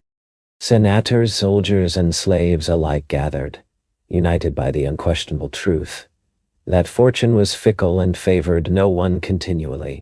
Bookmakers roamed the stands clutching wax tablets, eagerly accepting wagers on everything imaginable. The winning faction, the number of catastrophic crashes, or even whether a favored horse would survive the first treacherous turn. Spectators eagerly handed over coins like sacred offerings to Fortuna, the goddess of chance whose favor many trusted more than Jupiter's. The stakes were staggering. Wealthy patricians wagered entire estates on a single race, while impoverished laborers staked their entire week's pay, dreaming of sudden wealth. Some walked away holding fortunes. Others ended the day destitute, having sold their cloaks to cover debts. The desperation was so fierce that it was not uncommon for a gambler to leap from the stands in despair, a dramatic exit that the Romans, in their complex way, almost admired. The charioteers themselves were entwined in this high-stakes drama. Rival factions bribed stable hands and insiders for crucial intelligence. Whether a horse was unwell, a driver injured, or a wheel sabotaged, rumors spread like wildfire through the crowd, shifting odds with each whispered secret. Rome, ever the empire of spectacle, transformed even deception into part of the grand entertainment. But wagering was more than just a pursuit of wealth. It was tribal warfare cloaked as sport. Supporters of various factions often clashed violently in the streets. After disappointing races, blaming corruption, divine injustice, or nothing more than cruel luck. In one infamous riot, fans of the greens and blues set sections of the city aflame, a stark reminder that sportsmanship was not a trait Romans prized. Even emperors succumbed to the fever. Caligula was known for betting massive sums on his cherished green faction, reportedly threatening to execute a charioteer who failed him. Nero, never one to shy from the spotlight, raced as a charioteer himself and declared victory even after dramatically falling from his chariot. At the Circus Maximus, the line between sport, spectacle, and obsession blurred into a tapestry that was as thrilling as it was tumultuous, truly the beating heart of Roman passion and peril. In the heart of Rome, at the Circus Maximus, money and blood flowed freely, both spilled with abandon. The crowd didn't merely watch the races. They lived them intensely, bled for them, and at times even died because of them. For Romans, this wasn't just gambling. It was destiny, albeit one with perilous odds. Long before marble statues and imperial cults stole the spotlight, charioteers stood as the true celebrities of the city. These men, lean, sun-kissed from endless hours under the harsh sun, and perpetually one crash away from death, commanded fame surpassing that of generals. Their portraits adorned tavern walls. Their names were etched into stone, and their fans' screams echoed louder than the legion's battle cries. Take Gaius Appuleius Diocles, for instance, who became the Michael Jordan of the Circus Maximus. Over a remarkable 24-year career, he switched factions much like modern athletes swapping teams, chasing better contracts and new opportunities. By the time he hung up his reins, he had triumphed in nearly 1,500 races, amassing a fortune vast enough to feed all of Rome for a year, or to throw the most extravagant dinner party the empire had ever witnessed. Then, there was Scorpus, the golden boy of the greens, young, charismatic, and blazingly fast, sometimes almost too fast for his own good. Before his untimely death in a crash at just 26, he had won an astonishing 2,000 races. The crowd grieved as if Jupiter himself had fallen from the heavens. His tombstone poignantly declares, "I carried off the victory palm 1,000 times, but I was cheated of my youth." Though these men weren't noble by birth, the Romans idolized them nonetheless. The masses admired them because they shattered the rigid social hierarchy of Rome. A slave could soar higher than a senator if he could wield the reins skillfully. Freedmen, foreigners, even those born into poverty became heroes through pure courage and daring. This made charioteers the most democratic icons the empire ever celebrated. With their fame came lavish indulgence. Top drivers enjoyed lives fit for kings, owning expensive villas, surrounded by servants and lovers, and consuming more wine than at a bacchanalian feast. The factions that sponsored them protected their stars fiercely, offering bribes, bodyguards, and sometimes even poison to keep rivals at bay. Fan clubs, groupies, and rival street gangs intensified the drama. When a charioteer switched teams, it could spark riots so violent they rivaled the fury stirred by Julius Caesar's battle betrayals. These men were both adored and despised, praised for their skill and cursed for their arrogance. They were immortalized everywhere, in intricate mosaics and colorful graffiti. For Rome's common people, charioteers embodied the thrilling and terrifying essence of their world. Glory, risk, and the tantalizing promise that anyone, regardless of humble origins, could achieve eternal fame. In a city ruled by emperors, it was the charioteers who truly made the populace roar. To an outsider, the Circus Maximus appeared to be just a racetrack, but to Romans, it was the most potent political arena in the empire. The roaring crowd wasn't just celebrating horse races.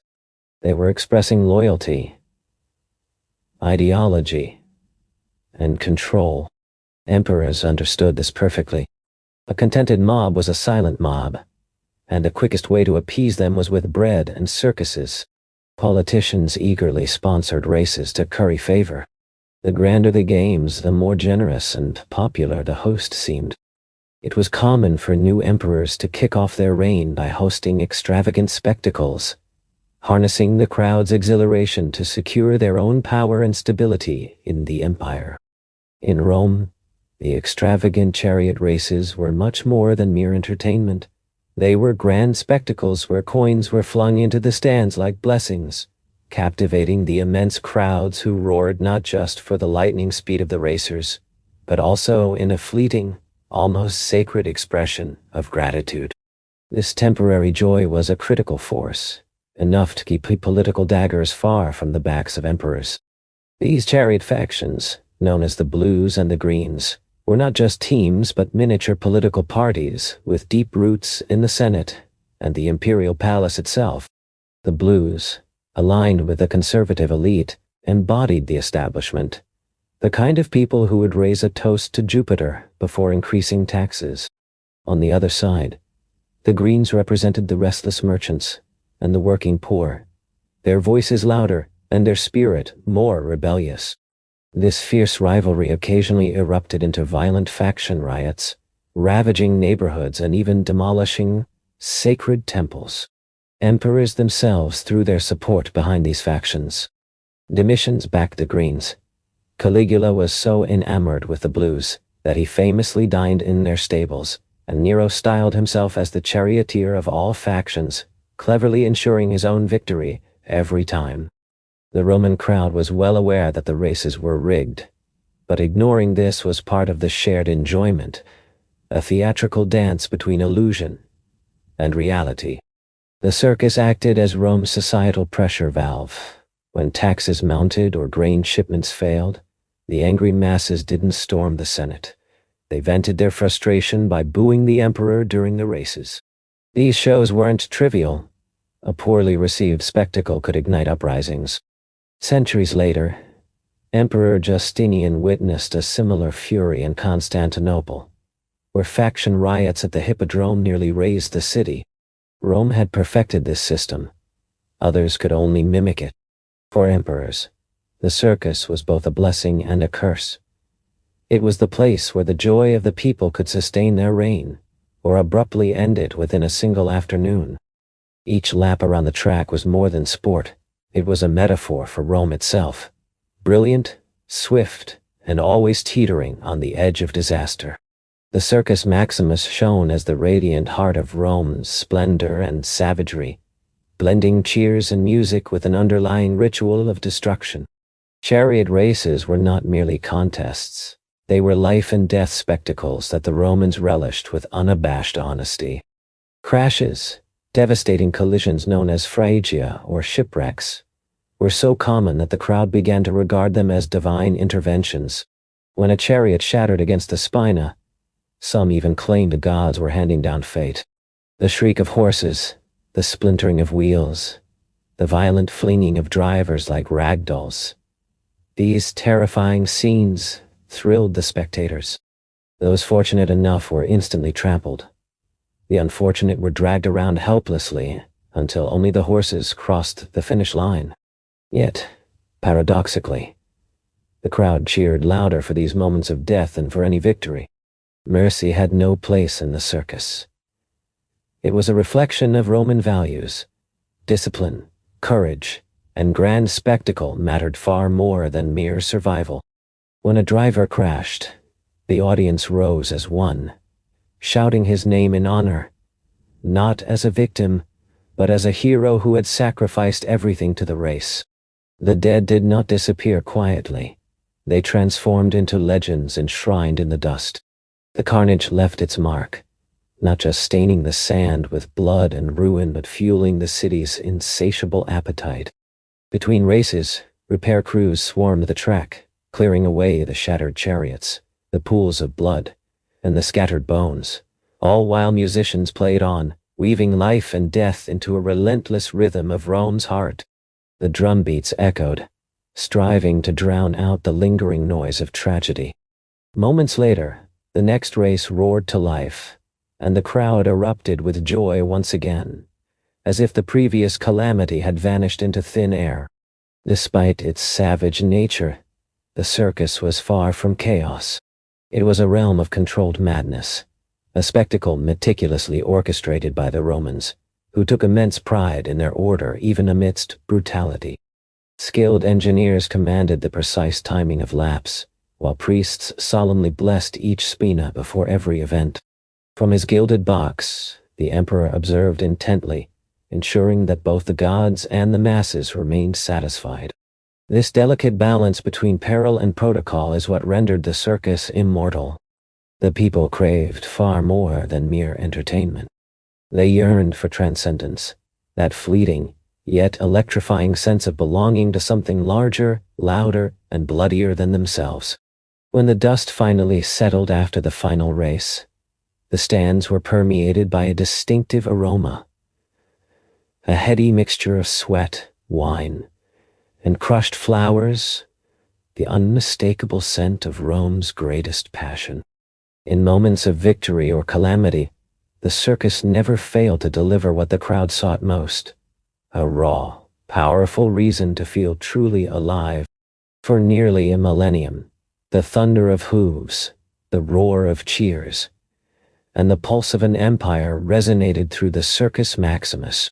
Yet, as Rome's golden age dimmed, so too did its grandest spectacle. The end did not arrive with one explosive crash, but crept in quietly like a fading ember losing its flame amidst the dust it once ignited. By the 4th century, the old gods were falling out of favor.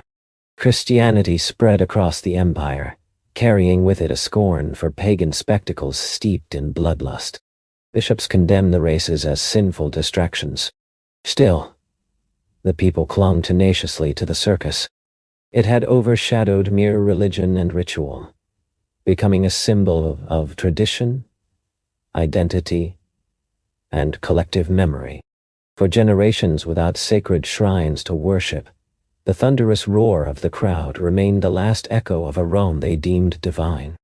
But the empire's riches waned, along with its tolerance. The vast expenses required to maintain the circus, from horses and drivers to prizes and upkeep, grew unbearable. The factions, once flush with imperial backing, began to crumble.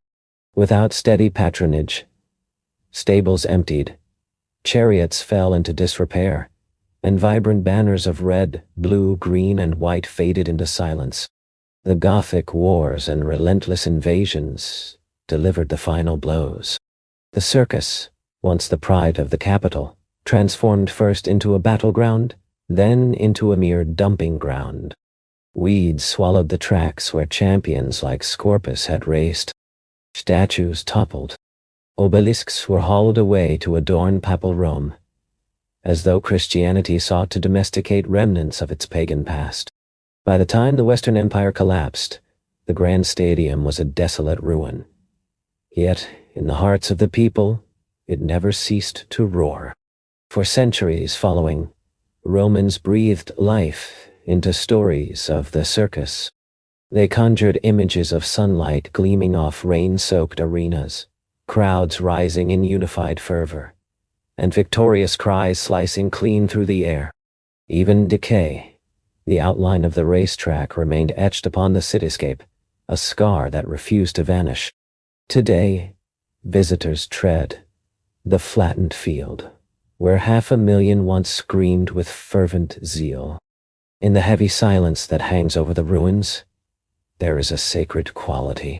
One can nearly sense the invisible presence of ghosts, the thunderous pounding of hooves, the swirling dust, and the impossible energy that once birthed the heartbeats of an empire. Despite the fall of Rome, the vibrant spirit of the Circus Maximus, the pulsating, mad heartbeat of a great civilization, never ceased to beat. Fast forward to the 12th century, and France emerged as the grand stage for one of Europe's most riveting performances. Beneath a dazzling exterior of chivalry, devout faith, and refined elegance, however, lurked a world rife with clandestine affairs, poisonous loyalties, and perilous games revolving around love and inheritance. King Louis XVI, to a fault, envisioned a sacred kingdom governed solely by virtue. Yet, his courtiers harbored far more earthly ambitions, desires intertwined with one another's spouses, vast fortunes, and coveted noble titles. The courts of Paris, and later Poitiers, buzzed with an intoxicating blend of poetry and scandal. Troubadours serenaded themes of courtly love, a highly polished, poetic form of adultery that, paradoxically, cloaked betrayal in a divine nuance. A knight could solemnly vow his pure devotion to a married lady, and if her husband took offense, he was deemed utterly incapable of grasping the true essence of romance. At the heart of this shimmering realm of hypocrisy was Queen Eleanor of Aquitaine, bold, intelligent, and far too vibrant to be dulled by her husband's pious austerity. She infused her court with the southern sensuality that northern clergy found downright terrifying.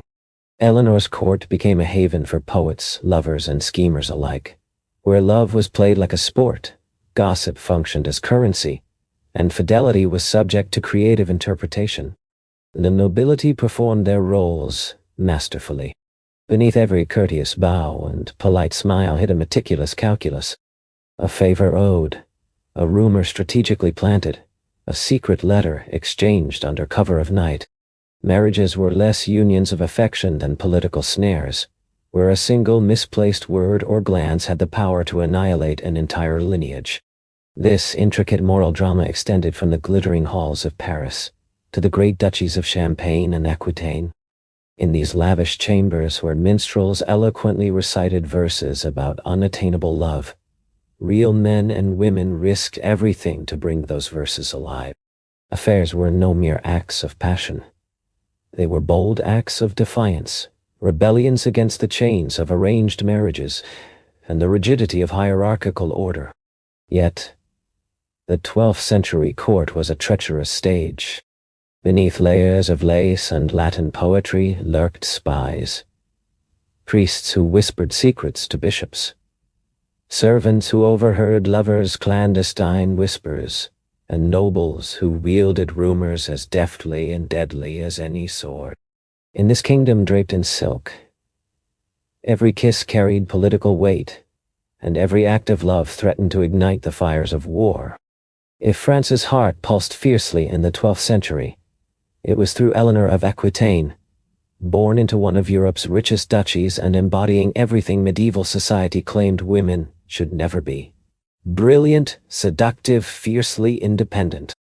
Her marriage to Louis XVI was meant to bind piety and power, yet it instead formed one of the most volatile royal couplings in history. Louis was devout, cautious, and deeply humble, the sort of man who would apologize to God before partaking in his meal. Eleanor, in stark contrast, was raised with an irrepressible spirit, unafraid to embrace life in all its complexity and passion. Eleanor of Aquitaine came from a land renowned for its poetry, music, and a culture of open flirtation. She found the court of Louis VII stifling, saturated with priests whose constant insistence on confession grated against her ambitious spirit. Though she was queen consort, Eleanor was far more than a mere accessory. She was the vibrant cultural heart of France. Her charm captivated poets, knights, and even crusaders, drawing them into her orbit. Yet admiration often morphed quickly into scandalous gossip. During the Second Crusade, Eleanor accompanied Louis to the Holy Land. But rumors began to swirl across Europe. Chronicles hinted that she spent more time in intimate company with her handsome uncle, Raymond of Poitiers, than with her own husband. True or not, such stories had a powerful way of destroying reputations quicker than fire could consume parchment. Upon their return to France, the royal marriage lay like a corpse wearing a crown. Louis, humiliated and convinced he was suffering divine punishment, pursued an annulment. But Eleanor did not waver or mourn. Instead, she moved swiftly and shrewdly. Within weeks, she had secured a marriage to Henry of Anjou, who would soon become Henry II of England. This was one of medieval history's boldest political gambits. The woman who had been Queen of France was about to become Queen of England, bringing with her half of southwestern France. This sudden alliance scandalized Paris. Bishops decried her rapid remarriage as immodest, while nobles whispered darkly that no woman could so easily restructure the crowns of kings without invoking witchcraft. Yet Eleanor relied not on magic but on her sharp intellect and precise timing. She transformed personal disgrace into a sweeping geopolitical victory. With Eleanor's departure, the French court lost its most dazzling star. Meanwhile, in England, her tale and appetite for intrigue were only just beginning. The scandalous queen had not changed her nature. She had merely shifted kingdoms. Soon, her powerful influence would unsettle Europe once more. When Eleanor of Aquitaine wed Henry of Anjou, soon to be King Henry II of England, Europe held its breath. Then erupted into gossip. Their marriage united England, Normandy, and Aquitaine into a sprawling empire. But it also fused two of the Middle Age's most volatile personalities. Henry was brilliant, restless, and quick to fury. Eleanor was equally intelligent, with twice his pride. Together, they were magnificent and utterly combustible. At first, their union burned bright. Henry admired Eleanor's wit and worldly experience. She, for her part, relished having a husband who was unafraid of her strength. Their court became a stage for intellect and ambition. Diplomats marveled at their combined power, troubadours sang of their beauty, and their enemies trembled under their influence. But in a court where words could wound as sharply as swords, their affection rapidly gave way to rivalry. Henry's desire for absolute control was legendary. He ruled his lands, clergy, and barons with an iron will, and attempted, disastrously, to do the same to his wife. Eleanor, used to ruling as Duchess of Aquitaine in her own right, bristled at being reduced to a mere royal ornament. She retreated to her beloved Poitiers, surrounding herself with poets and philosophers. Yet beneath the surface, the battle for dominance simmered, promising upheaval at the heart of their powerful alliance. Amidst verses and dances, a storm of rebellion quietly brewed. Rumors swirled like restless winds through the royal courts. Henry II maintained his mistresses openly. Some of noble birth, others of common standing. Eleanor of Aquitaine, wounded deeply yet fiercely defiant, began secret correspondence with disgruntled nobles, but most perilously with her own sons. Their letters, cloaked in careful medieval code, spoke in guarded terms of honor, inheritance, and justice.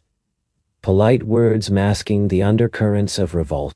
The tipping point arrived when Henry's longtime mistress, Rosamond Clifford, became the subject of public scandal. Chroniclers later wove intricate tales of jealousy and poison, suggesting Eleanor pursued Rosamond through a labyrinth, dagger in hand. Though probably a fanciful myth, it captured the undeniable spirit of Eleanor's burning humiliation, a wound she refused to forgive or forget. By the time Eleanor reached her 50s, she had transformed from Europe's celebrated queen into the embattled matriarch at the heart of a fierce family civil war. Her three sons, Richard, Geoffrey, and Henry the young king, rose in open rebellion against their father, each quietly bolstered by Eleanor's steadfast support. In a realm ruled by kings wielding sword and crown, Eleanor's pen had become her sharpest weapon. What had begun as a private scandal now poised to shake the very thrones of England and France.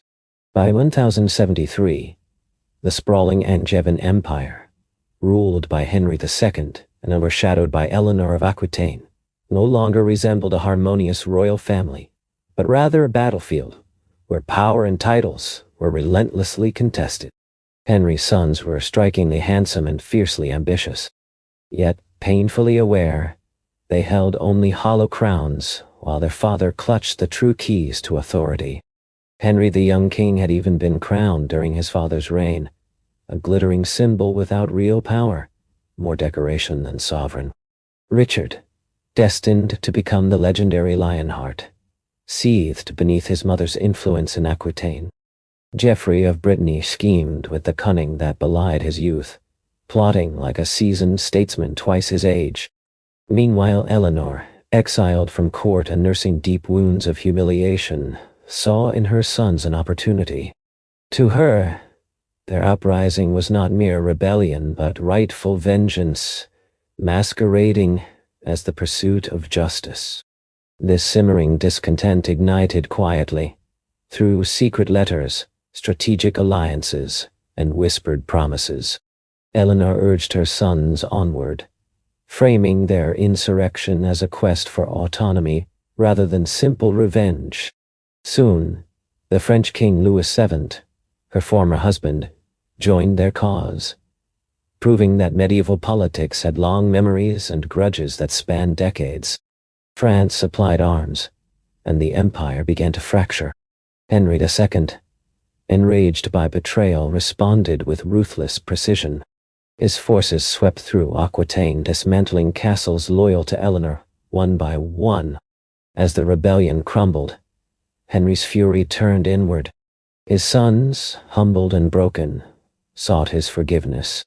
Eleanor, however, received none, attempting to flee to her own lands. She was captured and imprisoned, a queen reduced to a prisoner by the man she once ruled alongside. For 16 long years, Henry kept Eleanor under strict guard, moving her between castles as though she were a dangerous relic of a bygone age.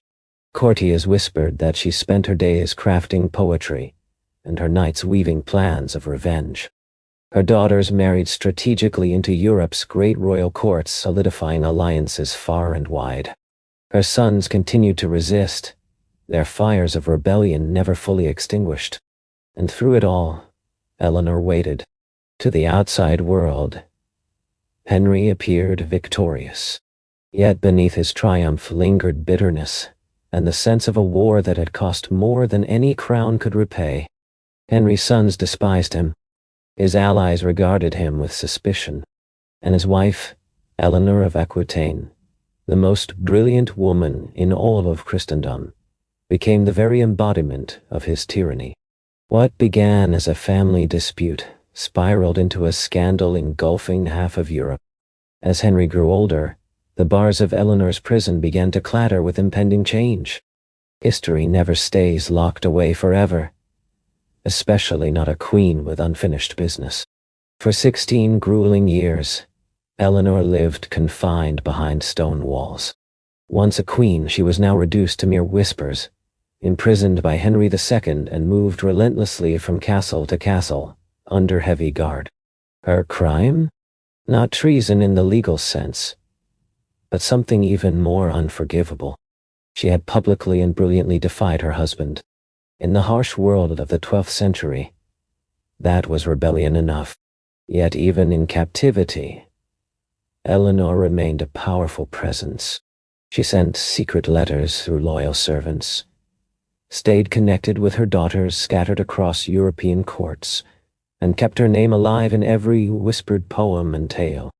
When poets sang of noble women wronged by cruel lords, all knew they referred to her.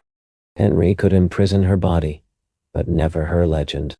Meanwhile, Henry's dynasty tore him apart from within. His favorite son, Henry the young king, died after rebelling, begging forgiveness on his deathbed. Geoffrey of Brittany was trampled to death during a tournament. Only Richard and John remained, one noble and one venomous, but both would betray him in time. Henry's pride began to rot from the inside out. His long affair with Rosamund Clifford ended in tragedy when she died, sparking rumors that Eleanor had somehow reached her rival, even from afar. Stories of labyrinths and poisoned cups may have been myths, but they were born of fear. Even behind bars, Eleanor's reputation for vengeance haunted the king. By 1109, age and exhaustion had stripped Henry of the fire that once forged an empire. His sons rose up once more, this time led by Richard, with Eleanor's blessing. The French king Philip II, the son of her first husband Louis, joined them as well. Surrounded, ill, and betrayed, Henry finally surrendered. When he saw the list of rebels and noticed John's name, his youngest and once beloved son, he reportedly turned his face to the wall and whispered, "Now let everything end." And so it did. Henry died that same year, broken by the betrayals of family and the unforgiving tides of fortune. When the news reached Eleanor, she was released, not in triumph, but because it was inevitable. The queen who had shaken thrones stepped back into the light at nearly 70 years old. As her chains fell away, so did the last shadow of Henry's reign. The prisoner was free and ready to rule again. Upon Henry VI's death, the crown passed to his most formidable heir, Richard the Lionheart, warrior, crusader, and the true son of his mother. His first act as king was telling. He didn't parade through London or punish his father's enemies. Instead, he freed Eleanor of Aquitaine. After 16 years in captivity, she emerged with the dignity of a woman who knew she had ultimately prevailed. The court gasped. Age had not diminished her glory or spirit. At nearly 70 years old, Eleanor still commanded every room she entered with just a glance. She carried the weight of her years like a suit of armor, embodying strength and wisdom. Richard, ever the soldier, recognized that his mother's mind was sharper and more formidable than any general's sword. Though not officially titled as co-ruler, he treated her as such in practice. When he was away, she governed with authority, managed his treasury with precision, and brokered peace where his fiery temper could not prevail. Yet, even during this renewed reign, scandal was never far behind. Richard's personal passions, which extended to both men and women, fueled endless whispers within the court. But Eleanor simply ignored the gossip. She had witnessed far worse in her lifetime. Her focus remained steadfast on safeguarding Richard's sprawling empire from collapse as he chased glory on the Third Crusade.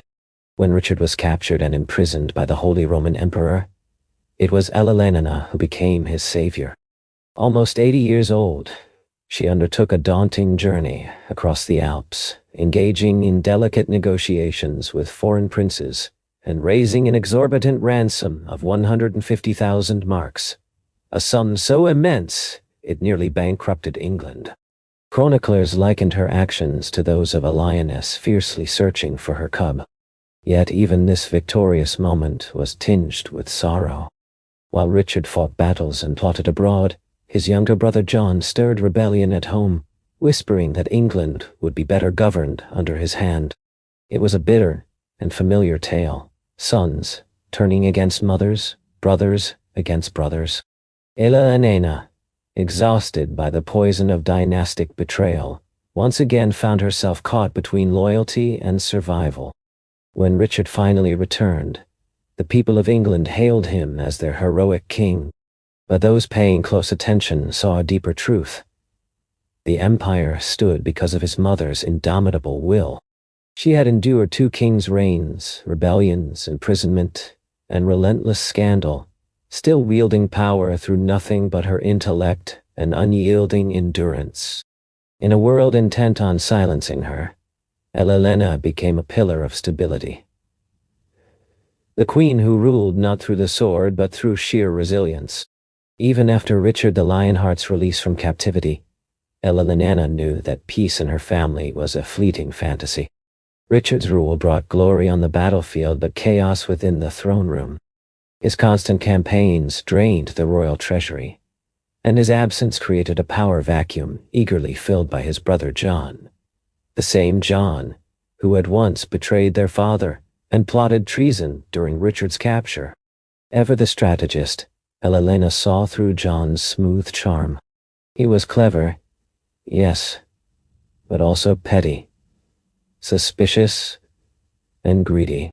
While Richard inspired loyalty through valor, John ruled through fear.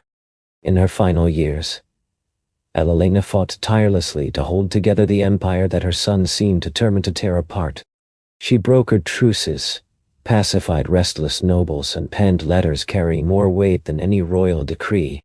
But for the first time in her storied life, she found herself running out of both allies and time. When Richard was struck by a crossbow bolt during a siege in 1199, Eleanor rushed to his side. The dying king, ever stoic, told her not to weep. "You gave birth to kings," he said softly, "and kings do not die with tears." His death shattered what little unity remained in the kingdom, leaving Eleanor to face the harsh, uncertain future alone. As the dynasty shifted, John wasted no time, seizing the throne before Richard's body had even cooled. At 77 years old, Eleanor could have easily withdrawn from the chaos, retiring to the quiet refuge of a convent. But instead, she mounted her horse once more and rode across Aquitaine, rallying support for her youngest son with unwavering determination. Even those who despised John found themselves respecting her. After all, she was Eleanor of Aquitaine, a name still heavy with the legacy of empires. Yet John's reign quickly spiraled into a tangled web of intrigue and suspicion. He clashed with the barons, distanced himself from the church, and betrayed those who had once sworn to protect him. Watching this unfold, Eleanor, wise beyond measure, gradually withdrew from court. Her heart ached with the bitter realization that she had raised not just lions, but also jackals. Her final grand gesture was orchestrating the marriage of her granddaughter, Blanche of Castile, to the French heir, a calculated move aimed at forging peace between two kingdoms long drenched in each other's bloodshed. Through a lifetime marked by betrayal, scandal, and war, the old queen achieved something her kings never could: a fragile, fleeting peace. For Eleanor, that was victory enough. By the dawn of the 13th century, Eleanor of Aquitaine had outlived nearly everyone who ever tried to control her. Two kings, countless lovers and enemies alike, had all vanished. She stood as a relic of an era she had shaped with sheer wit and unyielding willpower. Approaching 80, she was both revered and feared, a living legend whose very name commanded silence in any chamber. From her residence at Fontenay Abbey, Eleanor no longer ruled from a throne but through a network of correspondence. Her letters commanded armies, brokered treaties, and reconciled estranged nobles. Kings and bishops alike sought her counsel, fully aware that age had sharpened, not dulled, her instincts. Chroniclers described her as a woman whose heart had never been conquered, despite spending a lifetime surrounded by men attempting just that. Yet the murmurs never stopped. To the church she remained suspect. Too worldly, too intelligent, too proud. To poets, she was the embodiment of courtly love, the muse who transformed adultery into poetry and scandal into elegant fashion. To her descendants, she was a reminder that royal blood often carried a hunger for chaos. Her lineage would shape Europe for centuries. Through her children, she became the ancestor of the kings of England, France, and Castile. The great wars that would later devastate these kingdoms, including the 100 Years' War, traced their origins back to her intricate dynastic web. Even in death, Eleanor ensured that Europe would never forget her. But her enduring legacy wasn't merely political. She transformed the very role of queenship. Before Eleanor, royal women were pawns on a chessboard controlled by men. After her, they became players, strategists who wielded influence, charm, and intellect. Her brand of power was a subtle conquest, one that would outlast every empire her husbands ever built. In 1204, Eleanor passed away peacefully at Fontenay Abbey, where she was laid to rest, leaving behind a legacy that would echo through history and redefine power for generations to come. Beside Henry II and Richard the Lionheart lie two men who had both loved her fiercely, defied her authority, and yet never truly escaped the powerful shadow she cast. Her tomb, carved with serene dignity, depicts her engrossed and reading a book. Not a rosary nor a sword, but a story. This is perhaps the perfect emblem for a woman who spent her life reshaping the narrative of power, scandal, and survival. Long after Eleanor of Aquitaine was laid to rest at Fontevraud Abbey, the French court she once mesmerized continued to exist under her lingering influence. Her name became synonymous with everything that made the 12th century sparkle and decay all at once. A dangerous blend of passion, politics, and pride that no priest could ever fully cleanse from the kingdom's collective conscience. In Paris, troubadours still sang ballads of queens who loved too boldly and knights who fell too far. Everyone knew these songs traced back to Eleanor's own salons, the renowned courts of love she hosted in Poitiers. There, noble women judged cases of infidelity with the solemnity of bishops and the wit of sinners. These tales of romantic justice laid the foundations of chivalry, yet they were born from gossip and scandal, an irony perfectly suited to the medieval world. Her descendants inherited much more than her vast lands. They inherited her knack for stirring controversy. Her son, King John of England, earned infamy through betrayal and tyranny, while her grandson, Louis IX of France, dedicated his life to sanctifying the royal image he had once so artfully tarnished. Later French chroniclers wrestled with their feelings toward her, unable to decide whether to condemn or venerate. So, they did both. To some, she was Jezebel in silk. To others, she was the last great mind before the darkness of war.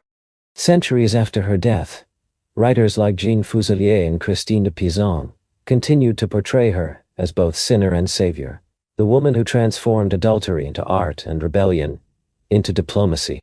The Church never forgave her fierce independence, yet historians have never ceased to be fascinated by it.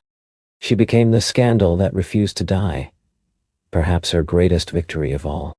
While men like Henry and Richard filled annals with tales of battles and conquests, Eleanor's true battlefield was human nature itself. She commanded not armies, but influence, the most enduring weapon imaginable. By the time the 12th century gave way to the 13th, the ideals of courtly love, political intrigue, and royal scandal had become inseparable from French identity. Beneath the hymns and heraldry still echoed the laughter of a queen, who outwitted kings, rewrote the rules of morality, and forged scandal itself into a legacy of immortality.